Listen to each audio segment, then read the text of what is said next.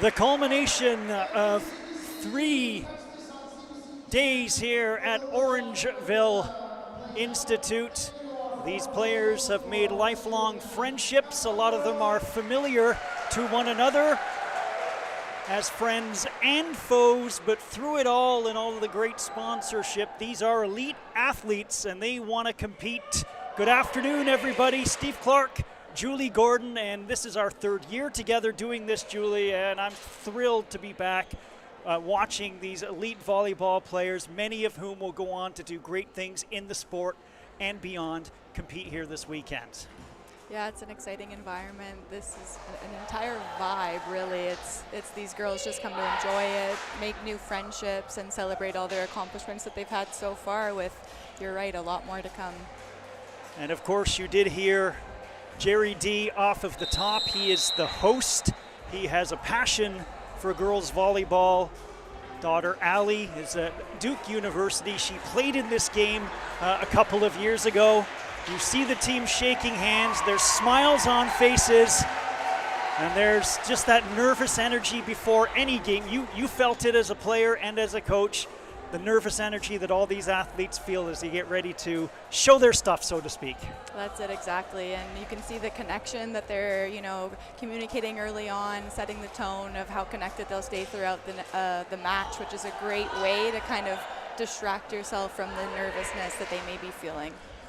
We are here to promote the athletes, so we'll be talking about hometowns and as best we can some of their exploits.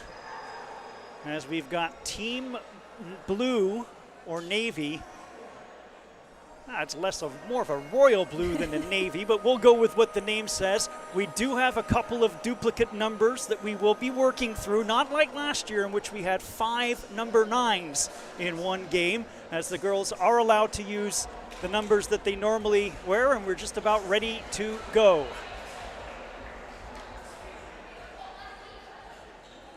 It might have been the friendliest pre-game captain's chat I've ever seen. I didn't think they were going to break apart. The referees were laughing, the players were laughing.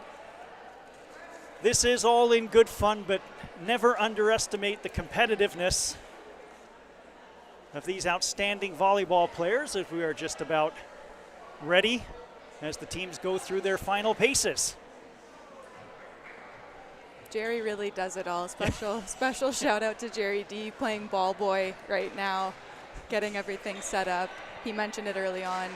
It's him and him alone that puts this event down, along with the amazing sponsors, CWENCH as a title sponsor. Ella Grappentine, a 6-1 setter from Regina, will get us going here with a jump serve. White with their first opportunity and a nice block at the net as Dumont was up, along with Baudin. And you can see early the competitiveness. Backcourt smash attempt by Secret Schick into the net, and Team Navy opens the scoring.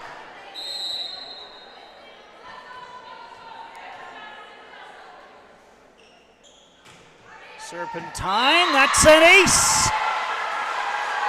And it will take a little bit for these players to get acclimatized with serves like that and depth perception and all that. That's exactly it, and sometimes they're passing beside someone they haven't yet passed beside, so I don't expect that to happen throughout the whole match. Another ace, back-to-back aces, as Ella Serpentine serves notice. She's ready. Yeah, Ella's exploited something there. She's gonna, let's see if she attacks that zone again between this team, shifting the passers around a little bit. Grappentine, another one. That one looked like it was gonna go long, and Alexis Spear, again, early. You will see this a little bit, Julie, as these teams kind of get used to and feeling things out. Yeah, you can see they're shifting their passers again to try to have a new look for Ella because she's found a groove. Grappentine, a little bit off that one, a chance. And a nice touch over the top by Harley Findley in the middle to put Team White on the board. Great job there, noticing the misconnection with the set and just keeping the ball in play, putting it to a smart spot and getting the point. Burlington, Ontario's Charlie Visser, the lefty. Set up for number 14, Dumont, getting it over to the left side. Nice play by the libero. And the point will go to Team White. Charlie's such a fun athlete to watch. She sets, she sometimes plays lib, she can attack, she does it all.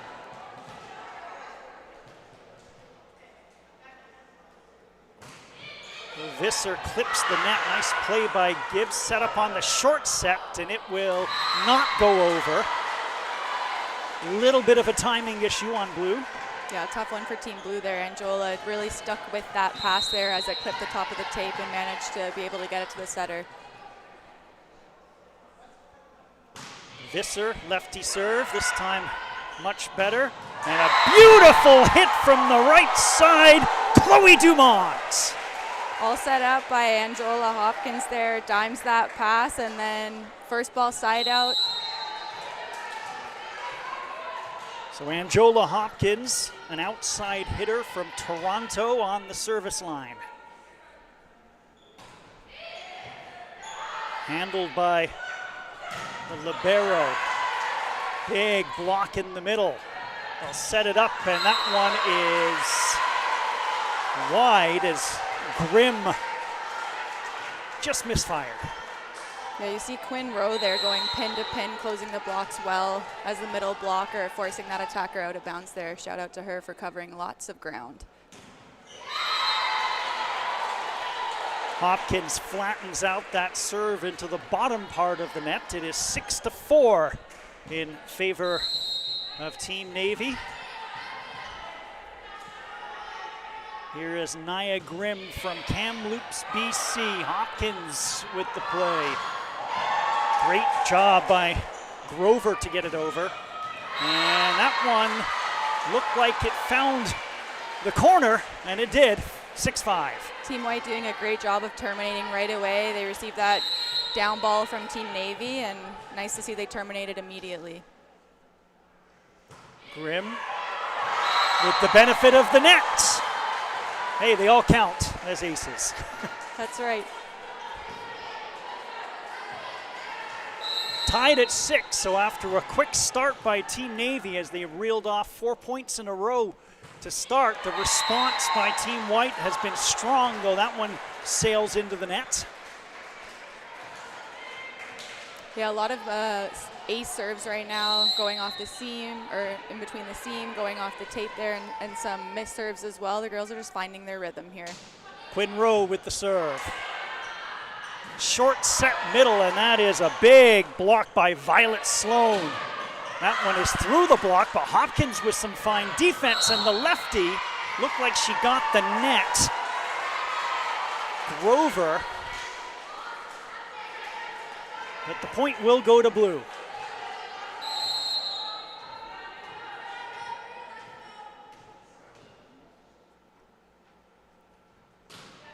Quinn Rowe, deep serve. Big setup on the right side. Lexi Spear, unfortunately, just over-rotating a little bit there. She had a sniff of the line and got a little bit too far, but I expect to see her going back to that again.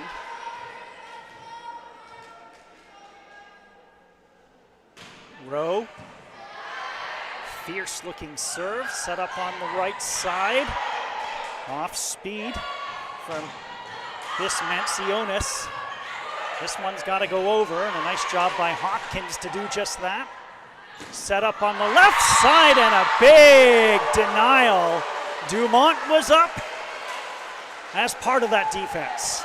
Huge block there. I like that Charlie Visser's trying to run the middle there, trying to get the middles involved with the short set there in transition. It'll set her up later on in this match well. Fourth straight serve for Rowe. Short set middle, and in the middle, that's a nice play. Harley Findley, 6'2", a presence for sure. And Findley will go back to serve. Set up on the right side, and Dumont. She's done it from the left side, this time the right side, and she connects. Dumont has come to play today. She is smacking the leather off that ball with such velocity in her swing. Dumont to serve. She's from Boucherville, Quebec. Good cross-court serve. In the middle, Spear gets it over. Opportunity for Team White. They go to the left side, but there was nobody there. Again, another early example of miscommunication, which will happen, even though you do get practices.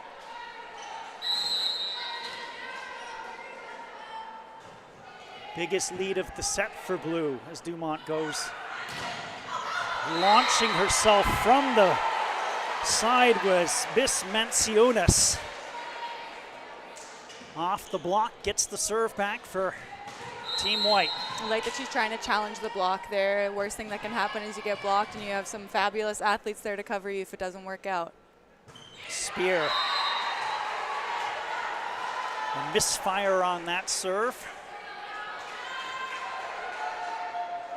I'd love to see the girls take their time a little bit more with these serves. As you know, the nerves are high, as we've already talked about. I expect Elena Grover, she's played in high pressure situations. She'll take her time. Lefty puts a little kick on that one. This Mansionis gets it over. Nice, clever play by Grappentine with the left hand. Caught Team White napping. Nice play by Grappentine. I like that she's establishing that right away in the first set, taking matters into her own hands. Another hard serve by Grover in the middle. Great play by the libero. Set up Hopkins off the block. It's still going. This Mansionis into the heart of the Blue defense. Hopkins again, and this one is hit long, and I don't think it hit any hands. No, just long there. That's something Angela Hopkins does a great job of, really trying to challenge the blockers high with such a high reach. And unfortunately, it's not the VNL. There's no video review. We can't challenge that play. In the middle, great challenge there by Morden to get the point. Zadie Bis Mansionis, a late addition to Team White. Stepped right in. That's a good serve. Hopkins played it well. Hopkins to finish. Off the block, still going, and Hopkins will get it over. Go to the left side, and again a little miscommunication as nobody was there. They're really wanting to run that play, which I like to see. Trying to bring the left side attacker inside the court. When it happens, Steve, it's going to be great, and I can't wait for it. Violet Sloan, 6'2", nice jump serve that flattens out nicely. This one's got to go over, yes, and they do get it over. Hopkins teed up again, and again she provides the point. Nice job there by Angela. She's going a little bit lower, challenging the block versus trying to go high hands there, and catches the blockers reaching, that she's able to go underneath for the kill. First timeout, Team Navy 16 and Team White 10 is our score. And Julie, what have you seen so far as these players, kind of get the nervous energy out and start to settle in? I think for me right now, the biggest gap that I'm noticing from Team White is just a few communication errors early on. We started off with the serving run from the Navy team, from the Blue team, and then a couple of setter attacker missed connections there. But like I said, it's early on. That's expected to happen. I can assure you that Melissa's over there coaching her group through, just staying connected with one another, having lots of conversation to be able to work through this. It's a long best-of-5 match, so lots of time to catch up here and continue the communication. Coaches, as Jerry said off the top, Jennifer Nielsen, Octavia Wong from York, Melissa Bartlett from Western, Jody Jabsevsky from UBC, Michelle Wood from Acadia, Natasha Spaling from Guelph. Great representation of U Sports, and an outstanding brand and level of basketball that I know you coach at TMU. Yeah, so Dustin Reed, the head coach of TMU, will be in the 17U match, which will start at about 2 p.m., but there's some lovely coaches here all throughout the U Sport level that I'm happy that are involved. Violet Sloan, another good serve. This time they get it on the left side, and it is hit long. unfortunate there for Team White there. We had a great pass set connection there. Unfortunately, just overran it a little bit, or perhaps a mistiming setter-hitter connection, but again, it'll be okay. It'll be okay, Team White. Nia Grimm had that opportunity. Visser with the set. Yeah. This time, Grimm says, yeah, it will be all right. Oh, as soon as the ball left her hands, I knew that was going to be a great connection, but it looks like we got a little bit excited there on the attack with Nia Grimm touching the net on that follow-through. It was a beautiful spike, though. Let's not forget that. And there's another net-clipped ace for Violet Sloan. Interesting dynamic Sloan brings with that jump serve that she actually it's coming down on the ball. Yeah, and she's quite tall there. Yeah. I think she's standing at about 6'2", so her reach is quite high. Looks tall, but maybe it's just the long legs and the long arms. Yeah. With her devilish grin after the tape ace. Oh, Hopkins just launched herself with an absolutely fabulous strike. Nice pass by Kyra Moore there, able to stay calm on that platform there and push it forward towards the net. Grappentine, who started the proceedings on the serve. That one is long. A 9-point lead for Team Blue going into that serve, so it's okay to take a chance or two with the serve. I think she was playing with house money a little bit there, because how many aces did she get early on in this set that she felt like she had some wiggle room to go for it, being up 19-12 now. Charlie Visser, who also had a good set of serves. Her team trailing 20-12, so they really need some production, and that wasn't what she wanted, just off the top of the net. And Team Blue is 4 points away from a first set victory. Second timeout will be taken by Team White. Team Blue has some pretty big hitters. We've seen Hopkins teed up among them, and they can really set things up well, can't they? For sure, but I think the biggest thing right now that I'm noticing is the serve-receive battle. Team Blue, in my opinion, is definitely winning that. That can change at any point, and it's fun to see kind of the difference of how each coach is going about it. When I was here on Friday, I came to, I'll say, for a vibe check. It was fun to see the coaches of Team Blue. They were really just here celebrating positivity, lots of fun, creativity, nothing too structured. And not to say that Team White isn't all those things as well, but they were trying to have a little bit more systems in place and that sort of thing, which I think is fantastic, but it does take a little bit of time to settle in, like I've said. So we got Team Blue just getting after it, staying creative, letting things flow, and the scoreboard's reflecting that right now. Let's see what happens. And Jola Hopkins certainly been a feature player, a serve down the line. Back set to the right side by Grimm. Off the hands will provide the point.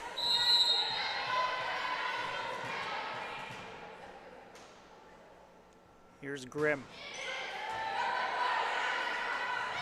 Grappentine in the middle. That's great defense by the libero. Just squeezing it through was Bismansionis. Great rally here with these two teams. They go to the middle. Great diving play. Grappentine, but couldn't get it over in the end. 21-14. Bit of a bang-bang play there at the net to end it. Unfortunately, Elena Grover couldn't quite get up in time. Let's see if Kyra Moore can put together yet another great pass on serve receive here. She doesn't need to, Steve. As Grimm puts it into the net, 22-14, and Quinn Rowe will sub out of the game, and what we agree is probably the best name of the day, Secret Schick, out of Vancouver. Lefty floats it to the backcourt. Beautiful serve. Bismansionis shows the power. Schick just couldn't control. Not quite. Great job by the white team there, getting first ball side out, passing well, terminating right away. I think that if they can continue to do that as the first set wraps up, they'll gain some momentum going into the second set.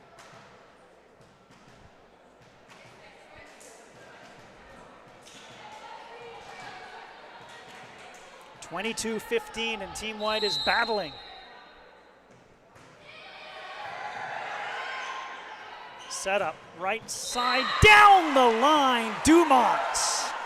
Seen her do that before, Steve, and I'm sure we're going to see her do that a number of times throughout the course of this match. Elena Grover did a great job there in serve receive, stepping in. She actually took the ball that was getting served to Angela Hopkins, and she said, "Sorry, Ange, I'm taking this one." Dimes the pass, but that's what we love to see at this level. These are the types of players that want the ball. They want to get served. They want to get set every single time so they can make an impact on the game. Substitutions made. Looks like Team Blue might be stacking things a little bit differently with Elena Grover going to the right side in this rally to block. Martin's in the middle. She was the one who served, and that one misfired in the end. 23-16, a need for a run for Team White. Alexis Spear, outside hitter from Mississauga. Hopkins on the return, and into the net, it's Grover. Grover swinging free right now. Again, they have a 6-point lead. Why not try to go for something here? Team Blue has two lefties in the front row right now. Let's see if Team White is aware of that or if they might sneak past them. Hopkins having trouble controlling the return, but does get it over. Opportunity, Team White in the middle, and a little bit of a misfire, but sometimes those work. It was Bismansionis with the point, forcing Team Blue to use their first timeout, 23-18, and still playing with house money, but that house money is dwindling a little bit. It's true, but I mean, I think a timeout is probably the right call here.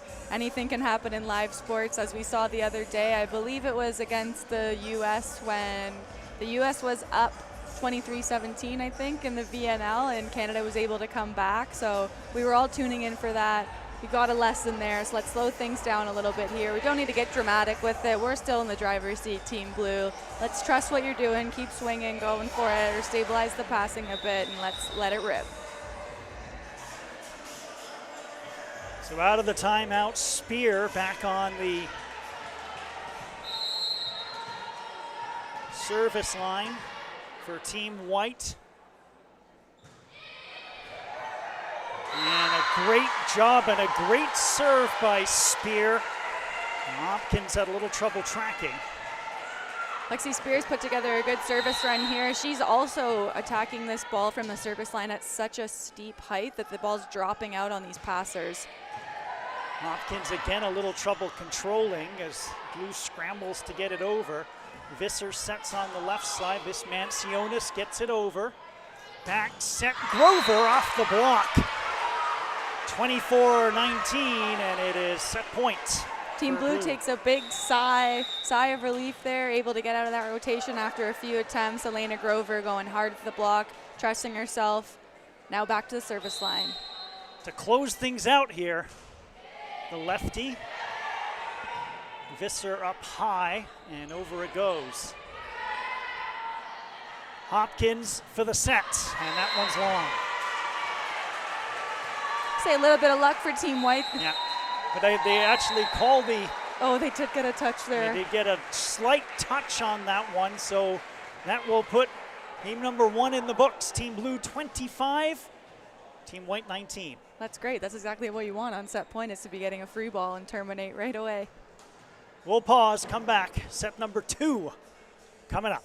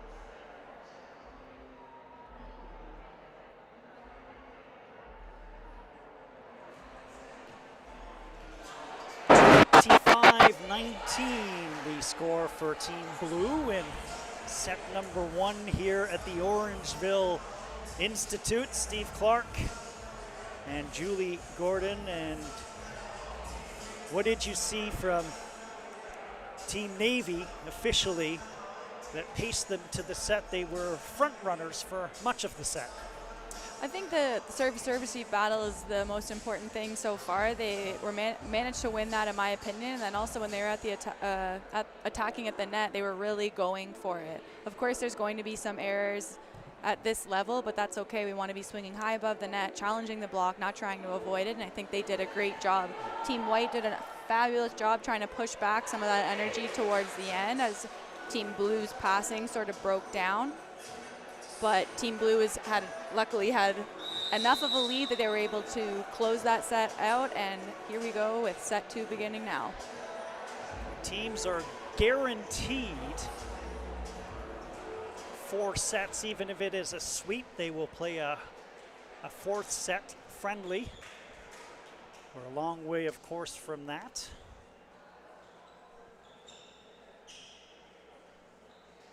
I can't even remember, Steve, in the years that we've done it. Has there been a 3-set sweep? Or I feel like it usually does go to 4. I thought there might have been one last year, but... Well, I must have blacked it out because I was just so entertained the whole time that I wanted more, and we got more. So 4 sets no matter what. For us, our 2nd year in Orangeville for this game. The first year was at the University of Toronto. This is a great facility for basketball and volleyball mainly, but it's a really fun environment. I was talking to some of the girls on Friday, and because of the basketball academy they have here, that's where the girls are staying for the out-of-towners. Mia Karatsios with a good start, as the teams do make wholesale changes here, pretty much. Yeah, Mila ready to come in off the bench and serve. Karatsios from Dieppe, New Brunswick. Back set, and over it goes from Magdi. I'll try again with Magdi. Great defense. Just jumping up was Chitio. Here's Chitio to finish, and a great job of adjusting her body position a little bit to put a cricket number on the board for Team Blue. Hannah Chitio doing a great job there as a blocker. I anticipate a lot of sets going to Winji on Team White as a talented athlete that she is, and I bet Team Blue's ready for that. Middle set for Team White as Lucic gets it over, and then the point ends. Hannah, I'm going to give you the benefit of the doubt there, even though your face was a bit surprised with yourself after that play. I know you went to go low line there, challenging that blocker. Way to go. Good hustle and scrambling as Magdi gets it over. Set up on the left side for clinch. Magdi again, big hitter, and the libero couldn't save it. The liberos, by the way, aren't wearing numbers, so we will have a little bit of an issue identifying, but we will get there. Looks like Kyra Moore is staying in for the serve-receive lib with Katia Gordon as the defensive lib for Team Blue.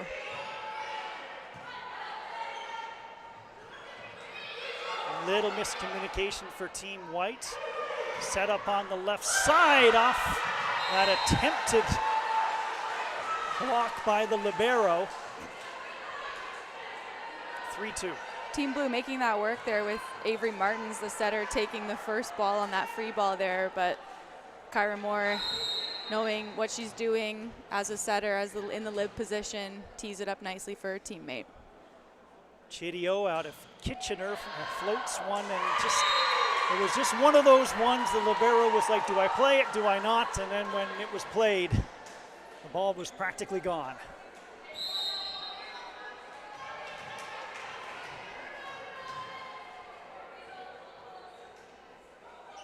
Chitio comes right down the middle. Over it goes for Magdi. Martin sets to the left side. Clinch, or Sloan, excuse me. Violet Sloan from Ottawa. Violet Sloan, we're gonna call you Violent Sloan, girl. Running that slide there, connecting well. She's been warm now. This is her second set that she's been playing, so she's ready to go.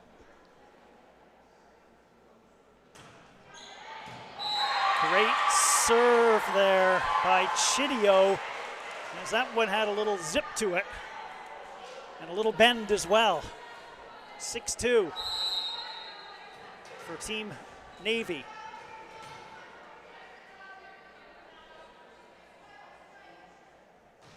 Chideo floats one. Set up on the right side. Magdi bumps one over. Big block in the middle.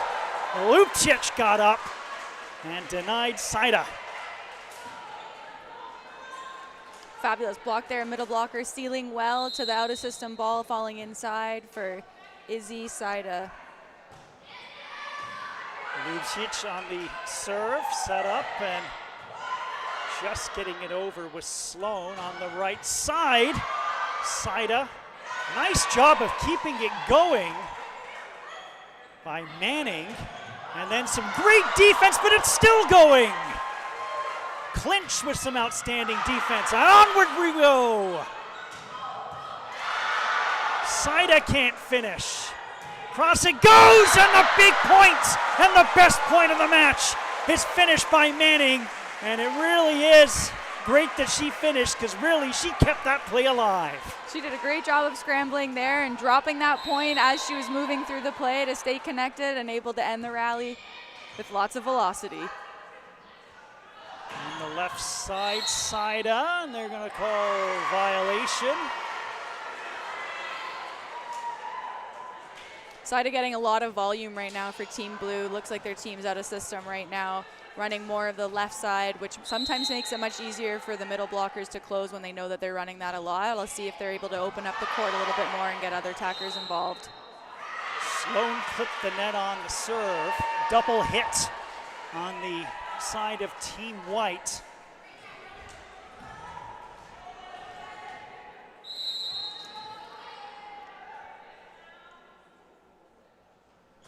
Sloan again. Tough for Morden to handle. Oh my goodness. Wingy Magdi from London. The Forest City represented well on that play. Wingy's a very experienced player. She's had a lot of reps at the high level, national team level, so she is not ever phased. When she gets a ball out of system inside, we know she's going to go after it.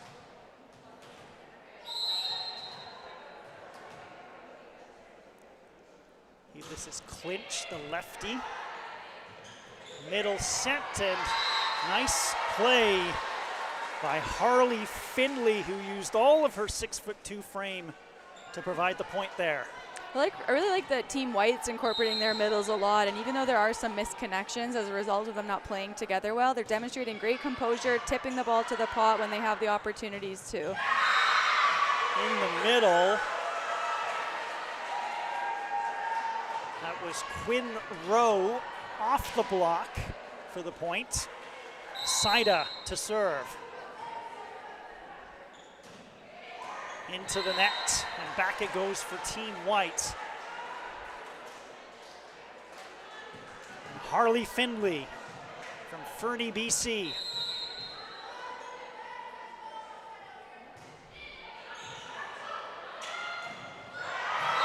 It was a really good attempt in the middle.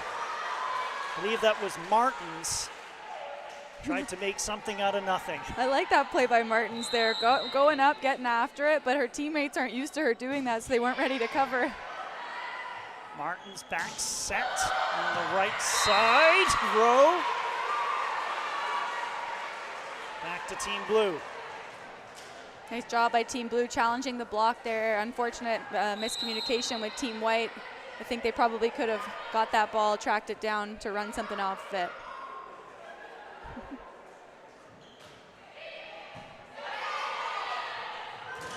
In the middle, great defense. Sloan and Martins were up. The set up now, Martins. That was a tough one for her to handle. She was set away from the net, into the net, and it's 11-9 Team Blue. I just want to give a shout out to Wingy here, who is what number is 16 Wingy out there? Wingy's number 16. So for the younger players watching at home, Wingy's doing a fabulous job of recognizing when she's in system and out of system. When this connection's not there, she's not going after it. Unlike this attack here by Team Blue, very much in system, going for it full velocity. Pure power from Hannah Chidio.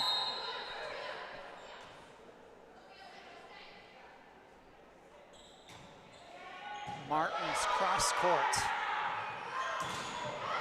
That's a great block. Sloan was up there for most of it, Clinch supporting on that big strike by Magdi.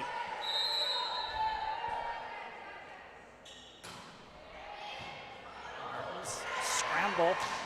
Magdi gets it over. Martins sets left side, and Chidio. Second attempt gets it over. Magdi, yes, off the block, too much power.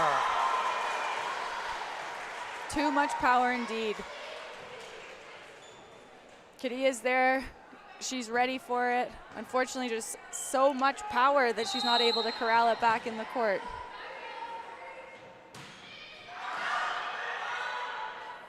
Morden on the serve. The left side clinch. Time for Blue to scramble. Chidio goes all the way across. Clinch got it over. Set up. And yeah, Blue was scrambling all over the place. It almost seemed to be a matter of time before Team White would put it over, and they did. I love that play by Team White there. Things were scrambled on their side as well. I think that was a non-setter setting that somehow ended up being a tempo with perfect connection from the left side. Well done.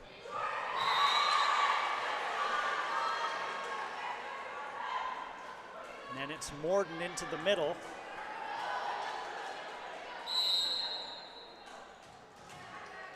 Here's Chidio. Right down the middle with the serve. Set up on the left side, off the block. Blue with an opportunity. Martins, or Clinch, excuse me. Had to struggle there. From the back, it's Morden. Set up for Saida. More great defense, attempted defense is Clinch and Sloan, formidable, but just able to squeeze it through that block. There's Team White. Lubcic to serve.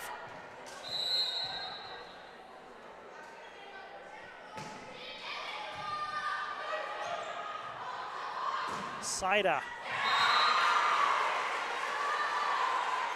Izzy Saida there, out of system ball. Everybody knows she's getting the set, but she's still able to make it work, going high, hard above the net and tooling the defender. 15-12 as they update the score. Grappentine on the serve.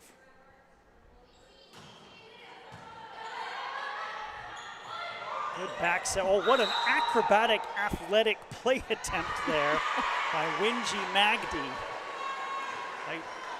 Yeah, Wingy recognizing she had no block in front of her as the two blockers pulled away, got a little excited there going into the net. Forward momentum. You can't reverse that sort of momentum. Grappentine the serve.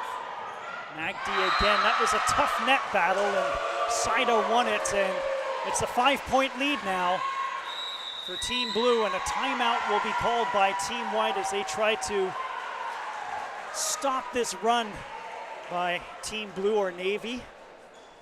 I mean, you made the point earlier when talking about Magdi about how she's an experienced player, but the one thing you can't forget, these players are 15 years old, but yet you're right in saying some of them are experienced. And you see both the youth with the mistakes and the experience show up, especially at this age. Yeah, it's so true, but I really love her ability to recognize when she is in system and when she's out of system. That's one of my biggest coaching philosophies, is having the recognition of which situation that you're in especially when you have these top-level players around you. Just keep the ball in play, force your opponent to do something, trust your block defense on your team side.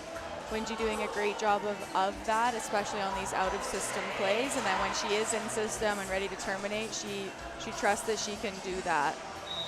I think it's okay that these girls are making some of these errors at this age. Again, during a match like this where it's a high pressure, lots of eyes on you, sometimes it can be a little bit intimidating, but it's okay to be making errors, especially when you're young in your development. Grappentine, hard serve and handled well by Manning. Saida elevating and putting one on the highlight reel. Nice composure by Claire Keller there to be able to get that ball, put it up in play for her teammates to be able to kill that ball.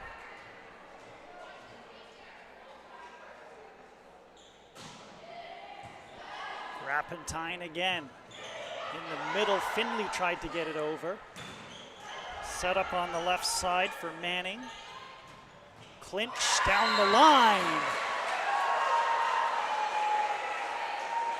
Clinch doing an awesome job there, going hard down the line in transition, using that left-handedness to her advantage to be able to sneak it past the blocker there. Second timeout quickly called by Team White as it's 19-12. Again, close, but it looks like Team Blue has got a little rhythm and flow to their game now. They do. It looks like to me there's a little bit more organization between back row, front row, blockers, defenders. Team Blue is able to get some great block touches, and if not, they're able to have a well-formed defense around them. So I think that's something important to note is when Team White is challenging the block and going off the block, the Team Blue defenders are there and staying composed on their contact, able to put the ball in play for their setter. And that's a tough thing to do, Steve, when these athletes aren't used to playing together. To have well-formed defense or block defense is very challenging.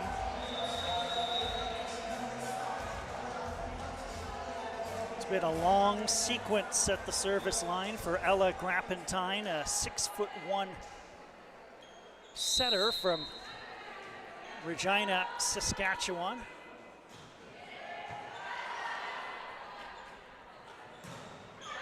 Set up on the left side. Manning with enthusiasm. I like that swing by Manning a lot there. She is, once again, challenging the block, going after the block, and able to go through the block past the defense of Blue that we were just talking about. Avery Vickers, who has also worn the libero jersey, will serve for Team White. Saida misplays, and that might be what Team White needs to climb back in this one. They just need one at a time here, and often the case is that liberos have a lot of serving expertise and coming in, and looks like she's doing a great job here. Clinch up in the air. Chideo gets it over, set up on the left side and off the block. Another point for Addie Manning.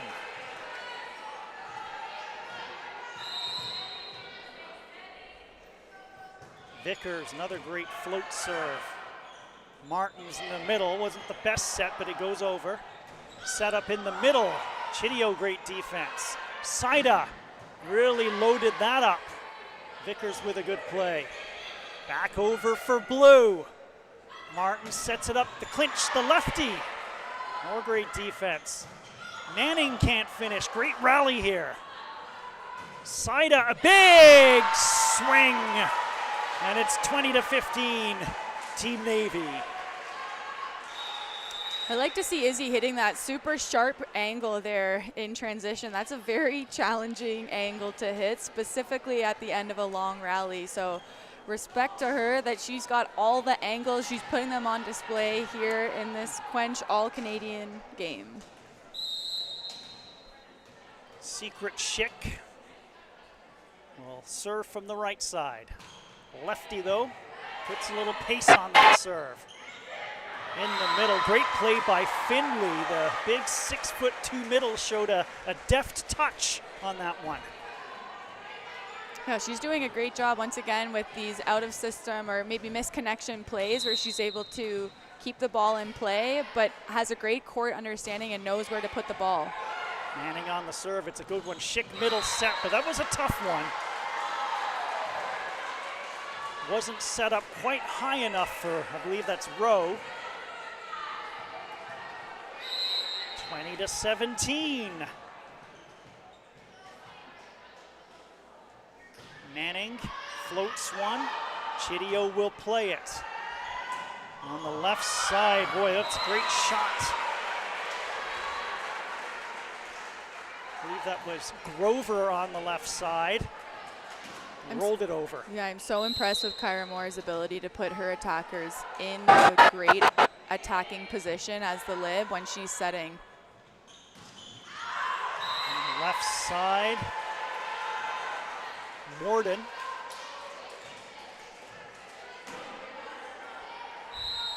Crefo, I believe. Sorry, one of 3 number 2s, so I get 3 swings at it. From the middle, just a little bit long. Manning set up. 2 points away for Team Blue from a 2-0 lead. Errors are compounding here a little bit for Team White. Love to see them keep the ball in play, to be able to challenge the defense of Team Blue. Things are getting a bit scrambled here, Steve. Grover, left side, and just through the block. Hannah Chideo. Things are rolling right now for Team Blue. When they're nice, so why not keep letting it flow, keep swinging hard. Look to close it out here, a 5-point run. Offhand, Saida will keep it going. Here's Schick. And off speed, beautifully done. Hannah Chideo, a focus player for sure for Team Navy, and she finishes 25-17. Julie, Team Blue with a 2-0 lead. Yeah, Team Blue, I thought that Team White was starting to push back a little bit there, but Team Blue was able to hold them off and ended up kind of really gaining momentum as that end of that second set wrapped up. But I really believe that in that set, it looked like Team Blue had their block defense much more organized there. Shout out to their 6-back defenders that were staying mobile as the balls were getting hit high off of their blockers' hands in the front row and able to terminate after these balls were getting passed up to their setter. I'd love to see Team White just continue to, again, stay stable, keep breathing through it, keep believing that something good is about to happen, because, hey, we could have 3 more sets of volleyball. We're not even halfway done yet.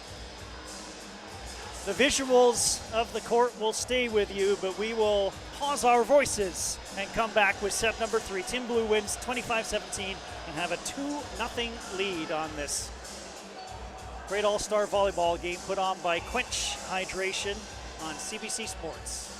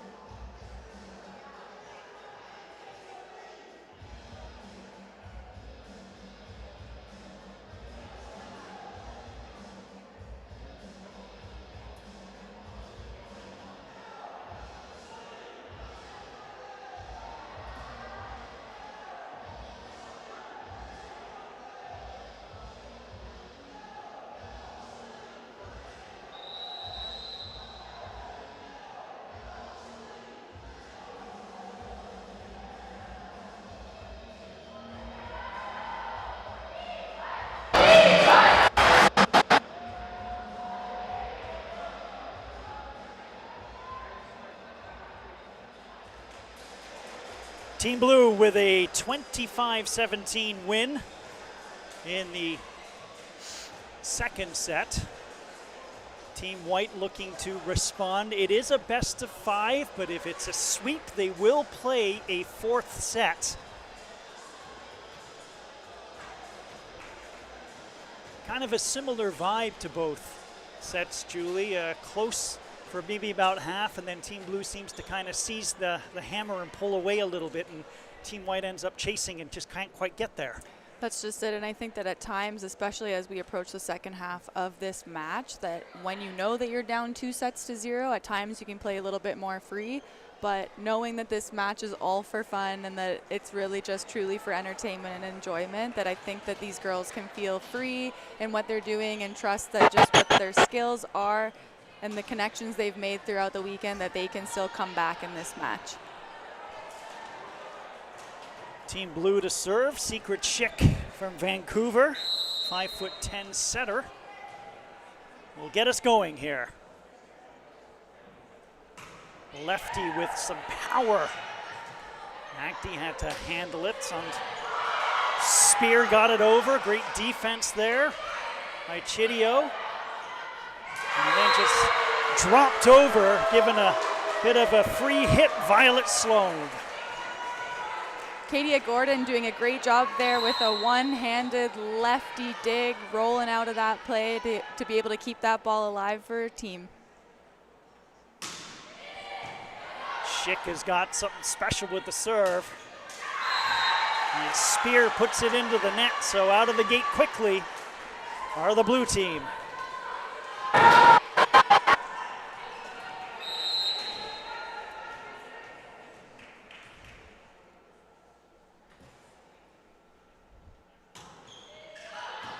Schick just puts that one a little bit wide. It was a difficult serve for a lefty, but hey, worth trying though. I like that she's going for that. As a lefty coming from the right back corner, cross court with lots of pace, good things can happen there. Wenji Magdi, Schick cross court set for the lefty.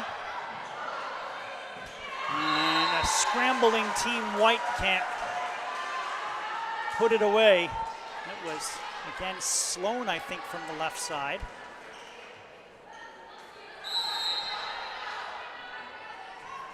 Sloan or Baudin, one of them.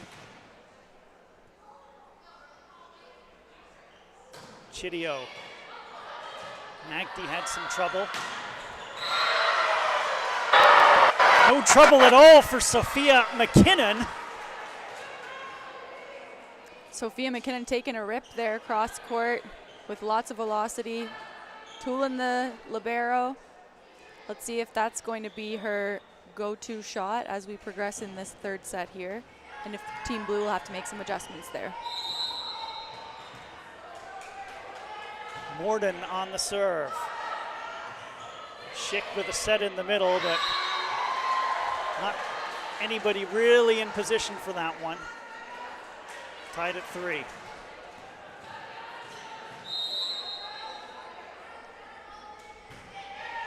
Morden with a big swing. Schick sets, middle, Sloan defended well. And again, McKinnon, a second time in this set. She is decisive. She's going after that ball. She's got a sense that those blockers aren't closed completely there, and when you get a sniff of that, you want to get all of that ball in full power. Another great serve by Morden. Schick sets it up on the left side. Big block in the middle by Lucic, and goes long, and Team White haven't had the lead too much, but they've got a 2-point lead right now, 5-3. Morden effective on the serve. Just long. Just seemed to sail at the end. There's Violet Sloan, who's given Team White difficulty. Magdi on the return. Back set, swinging away. Manning. Oh, that's power from the left side.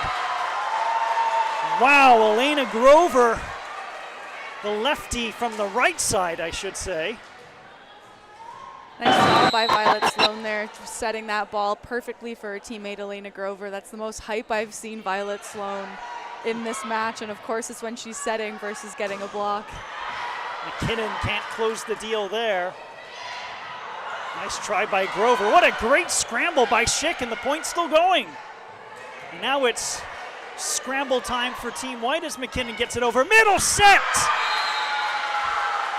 And it's finished by Rowe. Good Schick everywhere there. Layout dig, still running an offense.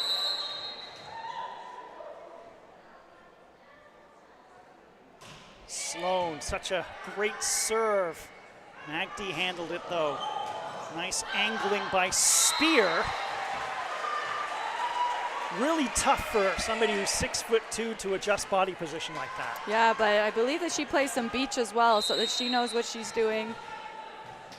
Putting that shot deep into the pot, which is really challenging for the defending team to know exactly whose ball it is. Schick, short set, middle, and that set up on a tee for Quinn Rowe. Set up perfectly for Quinn Rowe. Spacing off the net was great, able to use her full arm swing and get all of that ball. Big selly from Team Blue. Let's see if they can get rolling here. Grover just kind of dropped it over. Nice play by Magdy. McKinnon with the out of sequence hit. Set up on the left side, it's Baudin. Great play made by Team White as Chris Akaro went all the way to the other side, but Team Blue maintained their composure and now have a 2-point lead. Love that play by Schick, the aggression. She knows what's going on the other side after they've scrambled to keep that ball alive, running past the down ref. Smart shot there to dump on that play. Middle set. On the left side, Chris Akaro. McKinnon hustling, gets it up and over. What a good athletic play. Bumped over by Rowe. She was a little out of rhythm. From the back, and it's just into the net from Magdy.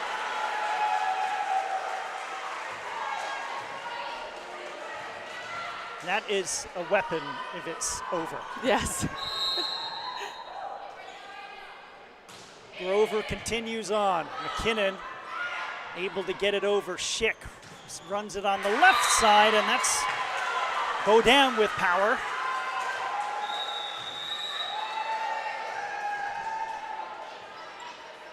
Excuse me, Claire Keller from Lacombe, Alberta with power, one of 3 number 4s.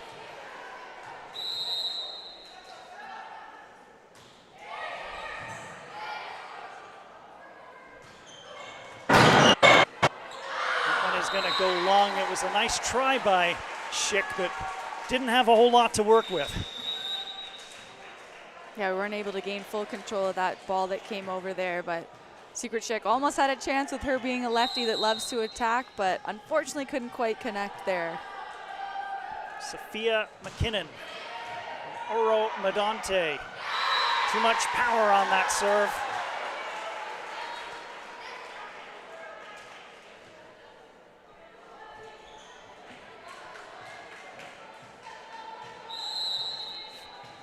McKinnon just shy of 6 feet at 5'11", an outside hitter. We've seen her talents on display as she puts that one into the net, unfortunately.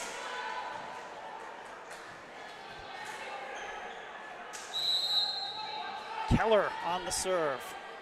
Just a little bit left of middle. Actually, no, right down the middle. McKinnon handles. Great block at the net as it was beautifully read by Chideo on the spear attempt. Hannah Chidio's been making a defensive impact in the back row, and here she is now contributing in the front row as a blocker as well. Keller, McKinnon, a little trouble with it, and there's Chideo again. A little bit of a free ball there for the Kitchener product. Timeout taken by Team White is again, they feel this set slipping away from them. They did have a lead at one point at 5-3, but since then, Team Blue has taken over. Yeah, they have, and I think that just a couple of errors there, some passing errors, passing misconnections there. Would love to see them able to get the ball passed high in the middle of the court to be able to work some different options for the setter. Right now, the last couple plays have been a little bit challenging for them to feel a rhythm, but I like this timeout. There's still lots of time left for them to catch up. It was kind of the point in the first couple sets in which Team Blue pulled away, so a smart timeout. What do you see Team White has to do to climb in? As said, they face the prospect of getting swept even though we play a 4 set, and even though this is all for fun, you don't want to go down in 3 straight. Yeah, you don't want that, and they don't want that either. All these girls are so competitive, coaching staff included, so I'd love to see their passing continue to stabilize here when they are getting this opportunity. I know Team Blue is serving hard, though. Claire Keller, great serve. McKinnon handled it. Another free one for Chideo. There's a little Groundhog Day action there, Steve. I know we've seen that play before. Hoping to see Team White able to pass this ball a little bit more up and down, give their setter a chance to run their attackers. Great serve, but handled well by McKinnon. Left side, Magdy can't close. Here's Chideo, bit of a mishit, but sheepishly she'll go to celebrate with her team. And when she gets back home, it'll turn into a cross-court smash. It was like the floorboards came alive there, and like a little monster grabbed her ankle, dragged her back down there, but she kept her composure, stuck with it, and had a little change up there. Misdirection there by Presakaru, and then in the middle, that time Quinn Rowe with power. And the lead is doubled now, 16-8, as Blue has not stopped their momentum since the timeout.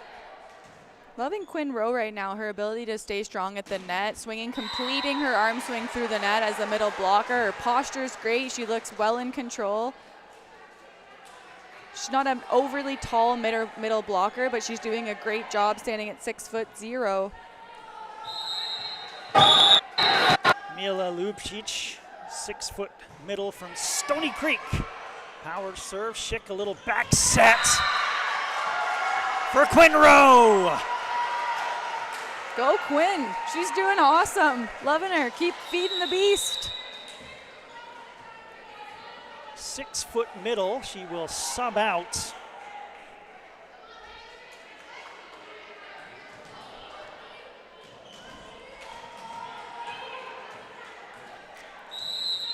I believe this Avery Martin's coming in. Team Blue's been using their setter as a serving sub occasionally.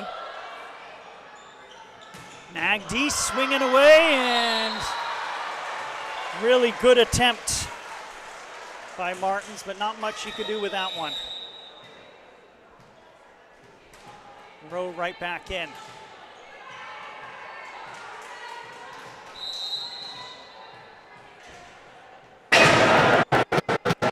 Presakaru could have been long, but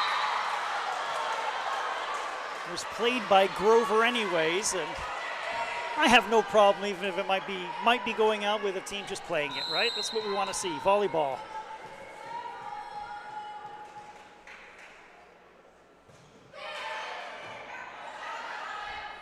Schick sets it up on the left side, and my goodness, Chideo is putting on a clinic here in the third.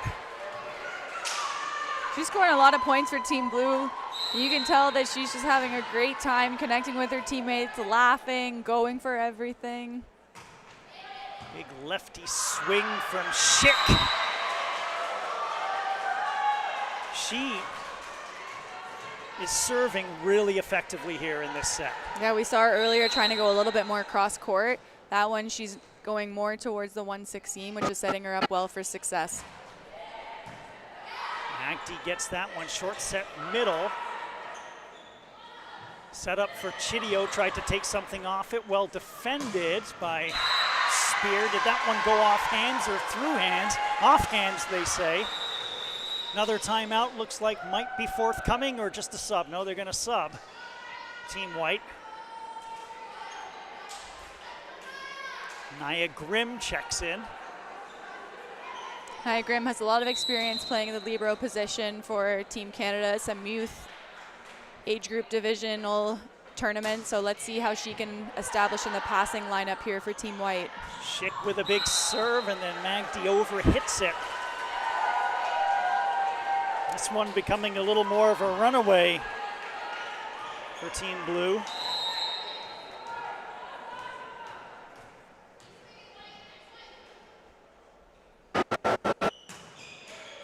Schick again, clips the net, stays, and then it's put into the net. Grimm might have been a little casual. Timeout will be taken as this one fast slipping away, 22-11 Blue. And you know, you don't see people of this age, 2010 birth dates, with the serving ability of a Secret Schick. What a weapon. Yeah, it's also, I would say, challenging, especially at this age. You're so used to seeing the majority of servers who are right-handed. So when you're cue reading the server, it's challenging at times when you have just a different mental representation than what maybe, like I said, you're used to. She's lefty, she's well in control of her body, she knows exactly what she's doing. So she is picking out spots to be targeting, and she's really, like I said earlier, challenging that 6-1 seam, making it difficult for the passers to corral that ball high in the middle of the court, and it's low to the tape. The last one hit the tape, barely made it over, but she knows what she's doing. She's an expert, and let's see if she can do that again and go for the tape.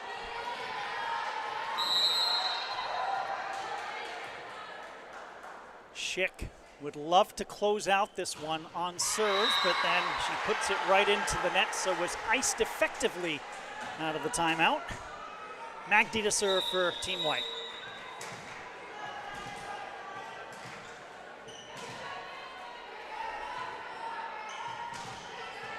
Sophie McKinnon coming back in here for Team White through the front row. It's a front row left side. Nia Grimm taking a seat after getting out of that serve receive. Schick, what a great job setting it up. Grover gets it over from the back. Angie can't close in the middle. Great diving play, but a free hit in the middle for Violet Sloan. Magdi made a great defensive play, but when you're standing in the middle and you've got that one set up for you, you're not going to miss. Yeah, Violet's done that before. She had a nice snappy wrist there, being mindful of where the ball went when the ball crossed the plane of the net. Totally legal and totally lethal. Angela Hopkins spied a little bit of daylight down the line, but hit it into the net.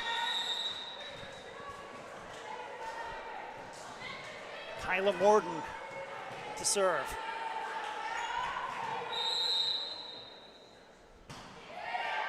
Good serve.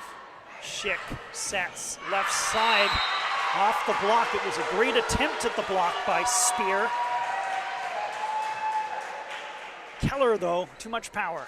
Awesome pass. Great job by Keller challenging the blocker, the outside hand of the blocker, knowing that that's her secret sauce and able to leave it, tooling the block outside the sideline. Sloan for the match. Spear, nice roll shot. Schick sets it up. Sloan. Grover, the lefty, and yes, that will do it. A sweep for Team Blue, 25-19, 25-17, 25-13.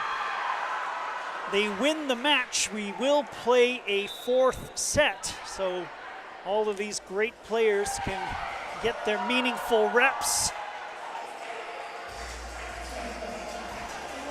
Command performance by Team Blue. That was, and we've seen that that match point play before from Violet Sloan teeing up Elena Grover there. Violet Sloan doing an awesome job leading her hitter inside the court to allow Elena Grover to really attack that ball, and I think that was a theme throughout.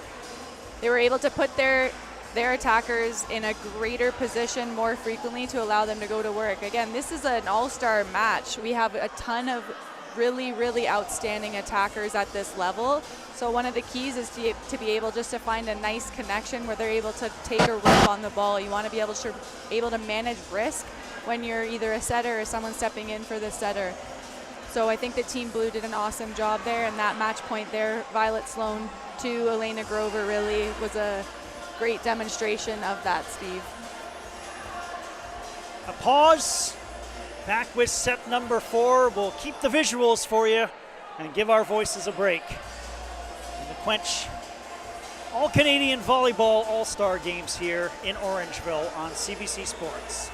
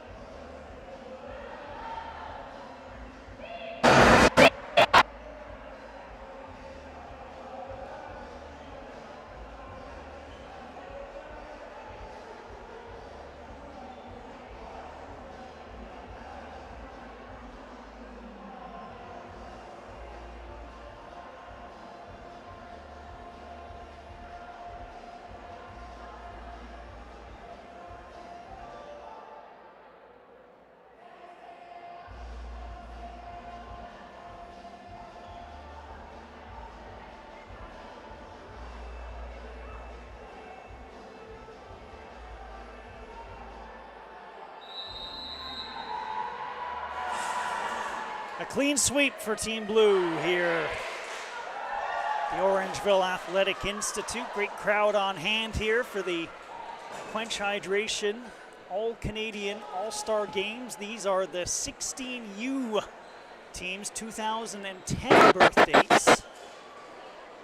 Team Blue, 25-19, 25-17, 25-13, but we play a fourth set.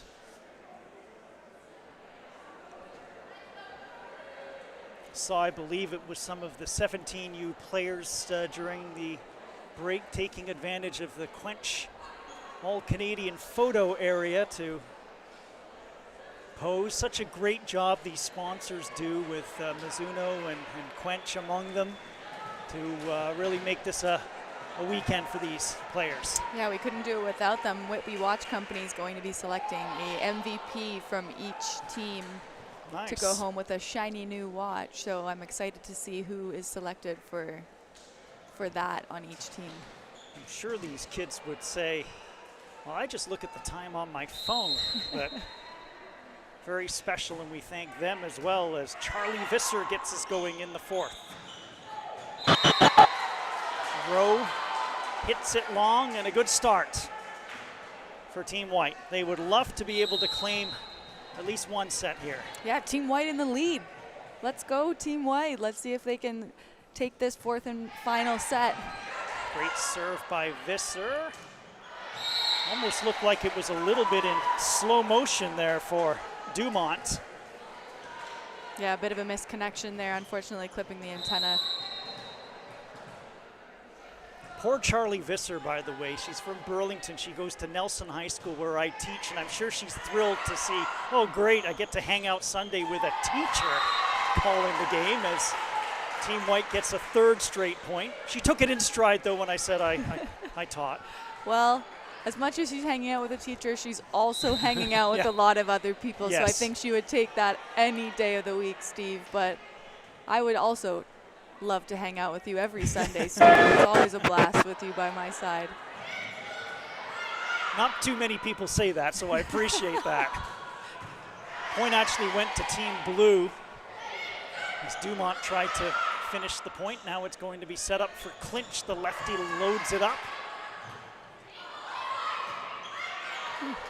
Great job there by Magdi to get it over. I wasn't sure about that one. I was like, whoa, there's some witchcraft and wizardry going on with that one if she's able to bring that back into play. I believe she can. She can do anything in my mind, Wenji Magdi. Grappentine, who has been very effective from the serve. And look at that serve. But as it pinballs off a couple people, it was a good scramble attempt. Manning involved in that for Team White. Ella Grappentine's been at the service line a lot, and when she is there for a string of points in a row, not keeping stat, but in each of these sets she's been playing, she's been doing some damage from the service line. Big swing by Grimm. What a great diving play, Hopkins, but then elevating and getting up. Big play by Charlie Visner there. That dig was put close to the tape. She demonstrated amazing body control using all of her force, maximum jump to be able to tee that up for her left side attacker, Wenji Magdi. Grimm, though, can't keep the momentum going for Team White as he sends one into the net, and it will be Chloe Dumont, who in the first set formed quite a tandem with her fellow number 14, Anjola Hopkins. On the outside, there's Hopkins rolling one over. Set up on the left side, and Manning couldn't finish, and then a violation will end the point. Double hit. Serve. Yeah, that was a tough one to set there. The ball, I mean, I don't mind that dig where it's staying in front of the setter. She just ran out of time to be able to get her feet planted there. Unfortunate double contact there. Harley Findlay, the big middle, serving. Clinch, Hopkins, and just slightly overhits. Again, at this level, I don't mind that. I think having the understanding that Anjola is out of system there. She's trying to be purposeful with that ball. Sometimes you're going to make some mistakes, but it's okay. As long as the recognition's there, seems to be a little bit of a repeat pattern there. These girls of Team Blue, they know they've already won the match. They might as well be swinging for it, and I think there might be a bit of a theme there. Clinch puts that one into net. What a serve by Harley Finley in the middle out of Fernie, British Columbia. We're seeing some of these middles, these 6'2" athletes really pound the serve. Clinch, net joust. Hopkins blocked at the net. It was a nice job by Lubcic to get up. I love to see the development of these middles that are serving at this age group.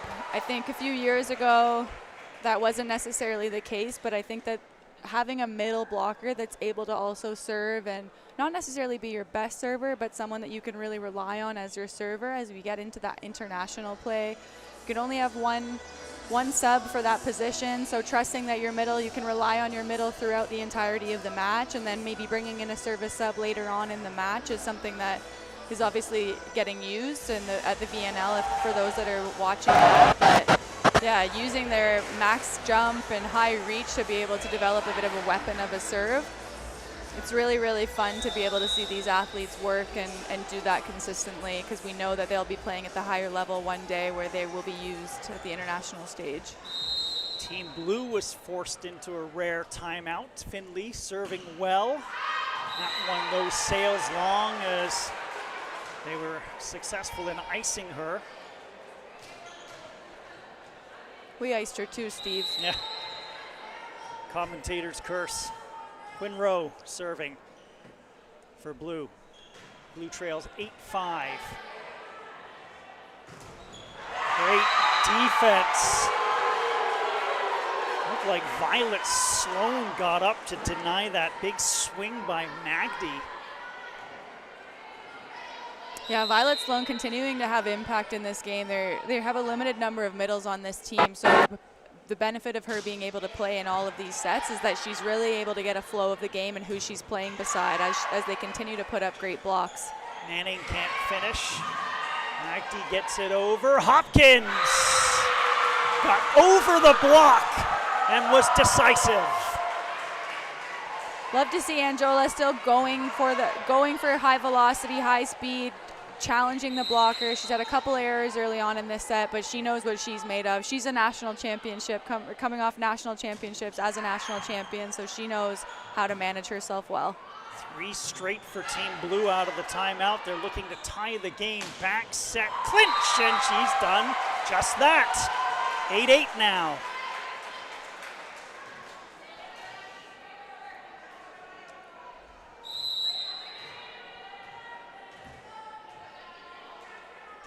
Quinn Rowe from the City of Champions, Edmonton.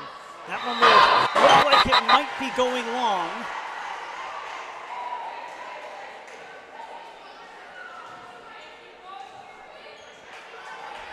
I haven't noticed the bench, but looks like they're starting to have some celebrations as the match goes on. They're getting coordinated with how they're going to sally for each of their teammates. Some intricate dance moves. I'll let you break those down as Manning can't finish. Hopkins blocked this time as Lubcic got up, supported by Magdi. Lubcic doing a nice job there, closing her block beside Winji Magdi, sealing the net, knowing that ball's going to be hit at her hard, so really being disciplined with that press to be able to put up the big block. Yeah, Karatsios, 5'11" setter from Dieppe, New Brunswick on the serve. Bunted over by Sloan. Set up on the right side. Manning couldn't finish. Clinched the lefty. Great point here. Tong gets it over. Sloan with a pounding hit off a short set. Lubcic can't finish. It's to Hopkins, and that one is long. Team White with the lead back. I like to see Sophia Tong there, the libero on Team White, really having lots of composure, staying steady on her on her defensive moves and putting the ball over the net when she needs to. Over it goes from Clinch on a good play off the scramble and then off the block. Addie Manning from Vancouver.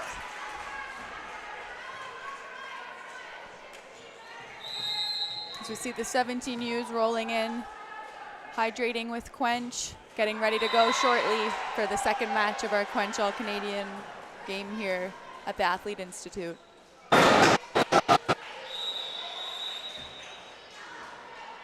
Subs are coming in. Clinch. Grappentine will sit down. Schick, who is dynamite on the serve and is subbed in to serve, joined by Saida.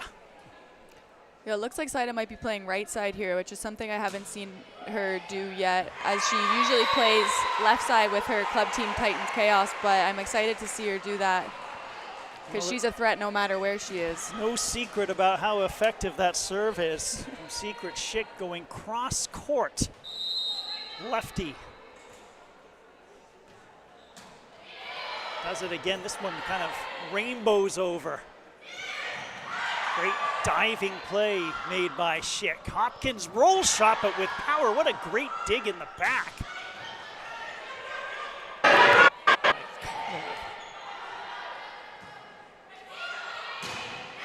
Off the block, Saida did get there. Manning, though, was able to finish.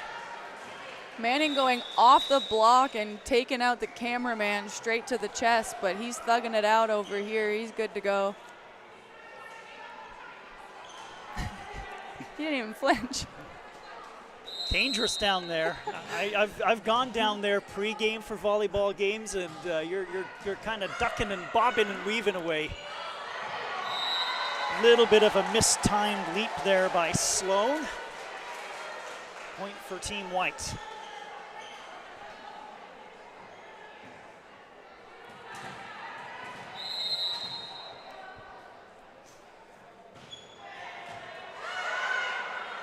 Schick sets it up. Thunderous.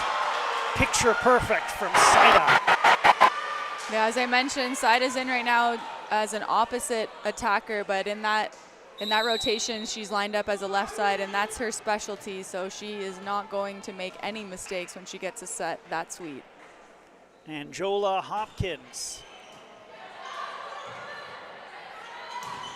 And you have to appreciate how big Nia Grimm went on that, knowing it wasn't the best set. She was denied. We're tied at 13.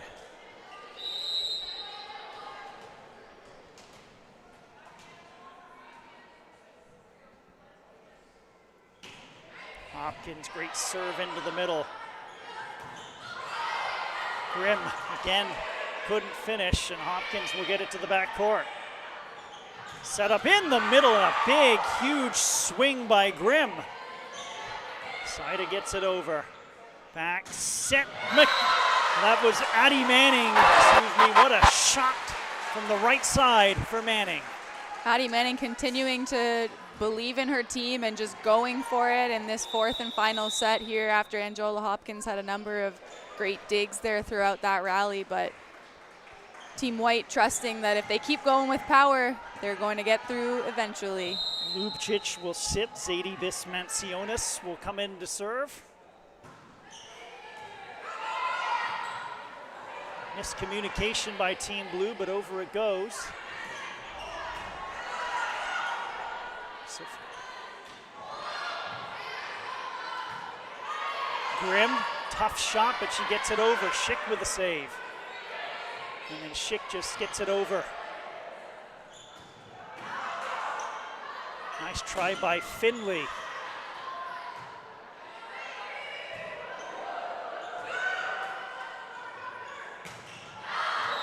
Tough shot for Saida, was hoping to clip some hands, but unable to do so. 15-13, Team White.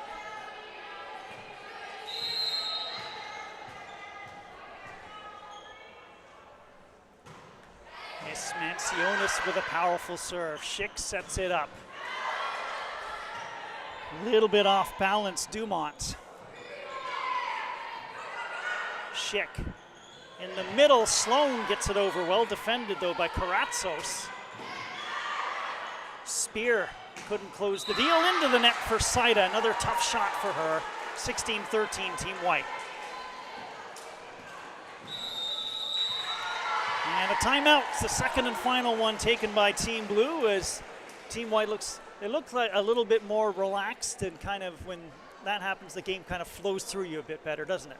Yeah, I think for sure, and that they're continuing to stay aggressive, trust their connections between the setter and attacker. And it looks like Team Blue is making a number of unforced errors right now that we hadn't seen as many in the first few sets. So let's see how they stabilize here, because I know, like I said earlier, that these coaches, these athletes are all competitive, and even though the match has been 1-3-0 by Team Blue, they want to assert dominance and win all 4 sets. So don't think for a second they aren't trying to win this set and come back. Zadie Vismansionis has been very effective in the serve as she goes a little left of middle.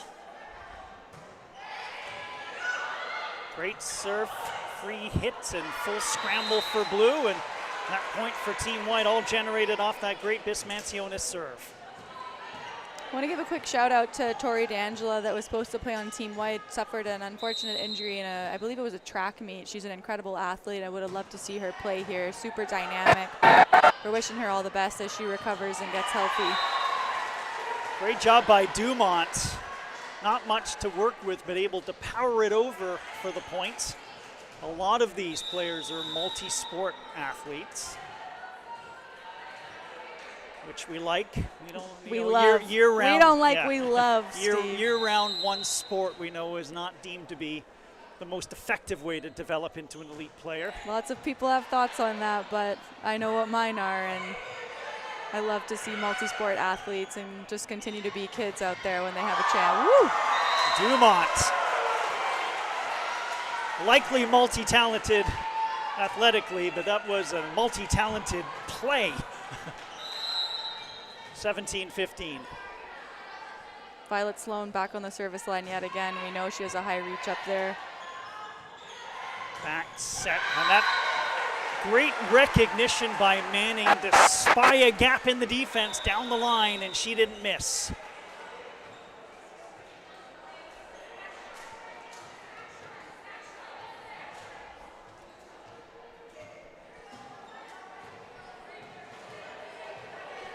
Lexi Spear going hard down the line there, knowing Violet Sloan was coming in off the service line, trying to challenge that middle blocker defensively, and she absolutely terminates.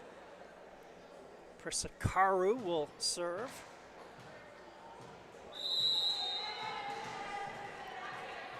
Out of Burlington, 5'9" setter. Hopkins handles the serve. Nice job in the middle by Rowe. Schick, back set. Saida does well to get it over. And ran it to Magdi. Here's Dumont. Magdi again, and did that one hit hands? It did. 19-15. It did. I like that Rebecca Prisakaris went back to Magdi there mid-rally, knowing that she's someone that she can lean on in the middle of a rally to get a kill for her team as White continues to roll here in the 4th set.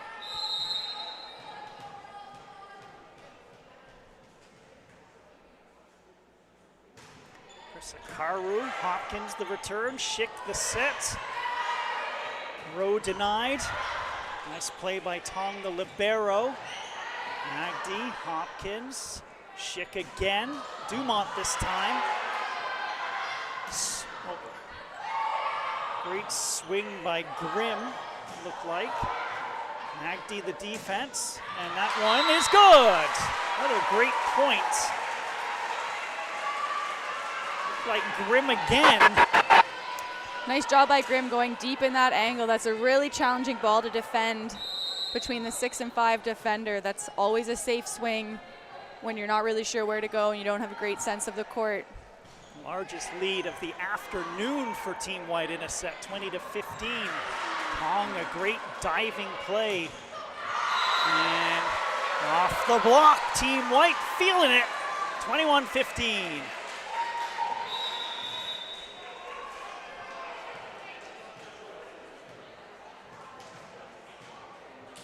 They're reversing their double sub that they did earlier with Izzy Saida coming out. Martins in. I think Martins will, although she is a setter, she can also attack from the pin. She comes from a big volleyball family. You can put her anywhere on the court. Right down the line with power, Claire Keller.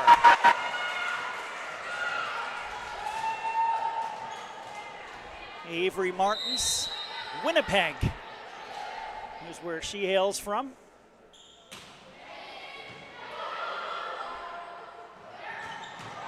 That's a tremendous swing by Nia Grimm from Kamloops, BC. 3 points away from claiming a set, our Team White. Nia Grimm really has come alive offensively here in this latter half of this fourth set here. Middle set, couple of opportunities. And that one is hit long from the left side. After Rowe had a couple of opportunities. Avery Vickers with the serve. 2 points away for Team White. Make it 1 point away. Vickers looks to close the deal and give Team White a consolation set here. Martin sets it up. That one is hit long by Keller, and Team White will win 25-16. It will not be a 4-set sweep. And good job by Team White in that fourth. Yeah, I'm happy they were able to have some success there. Things seem to be flowing a little bit more, attacking with a little bit more confidence there. Team Blue had some more unforced errors there, but it's not often you see after a team loses a set, their team cheers as they storm the court, but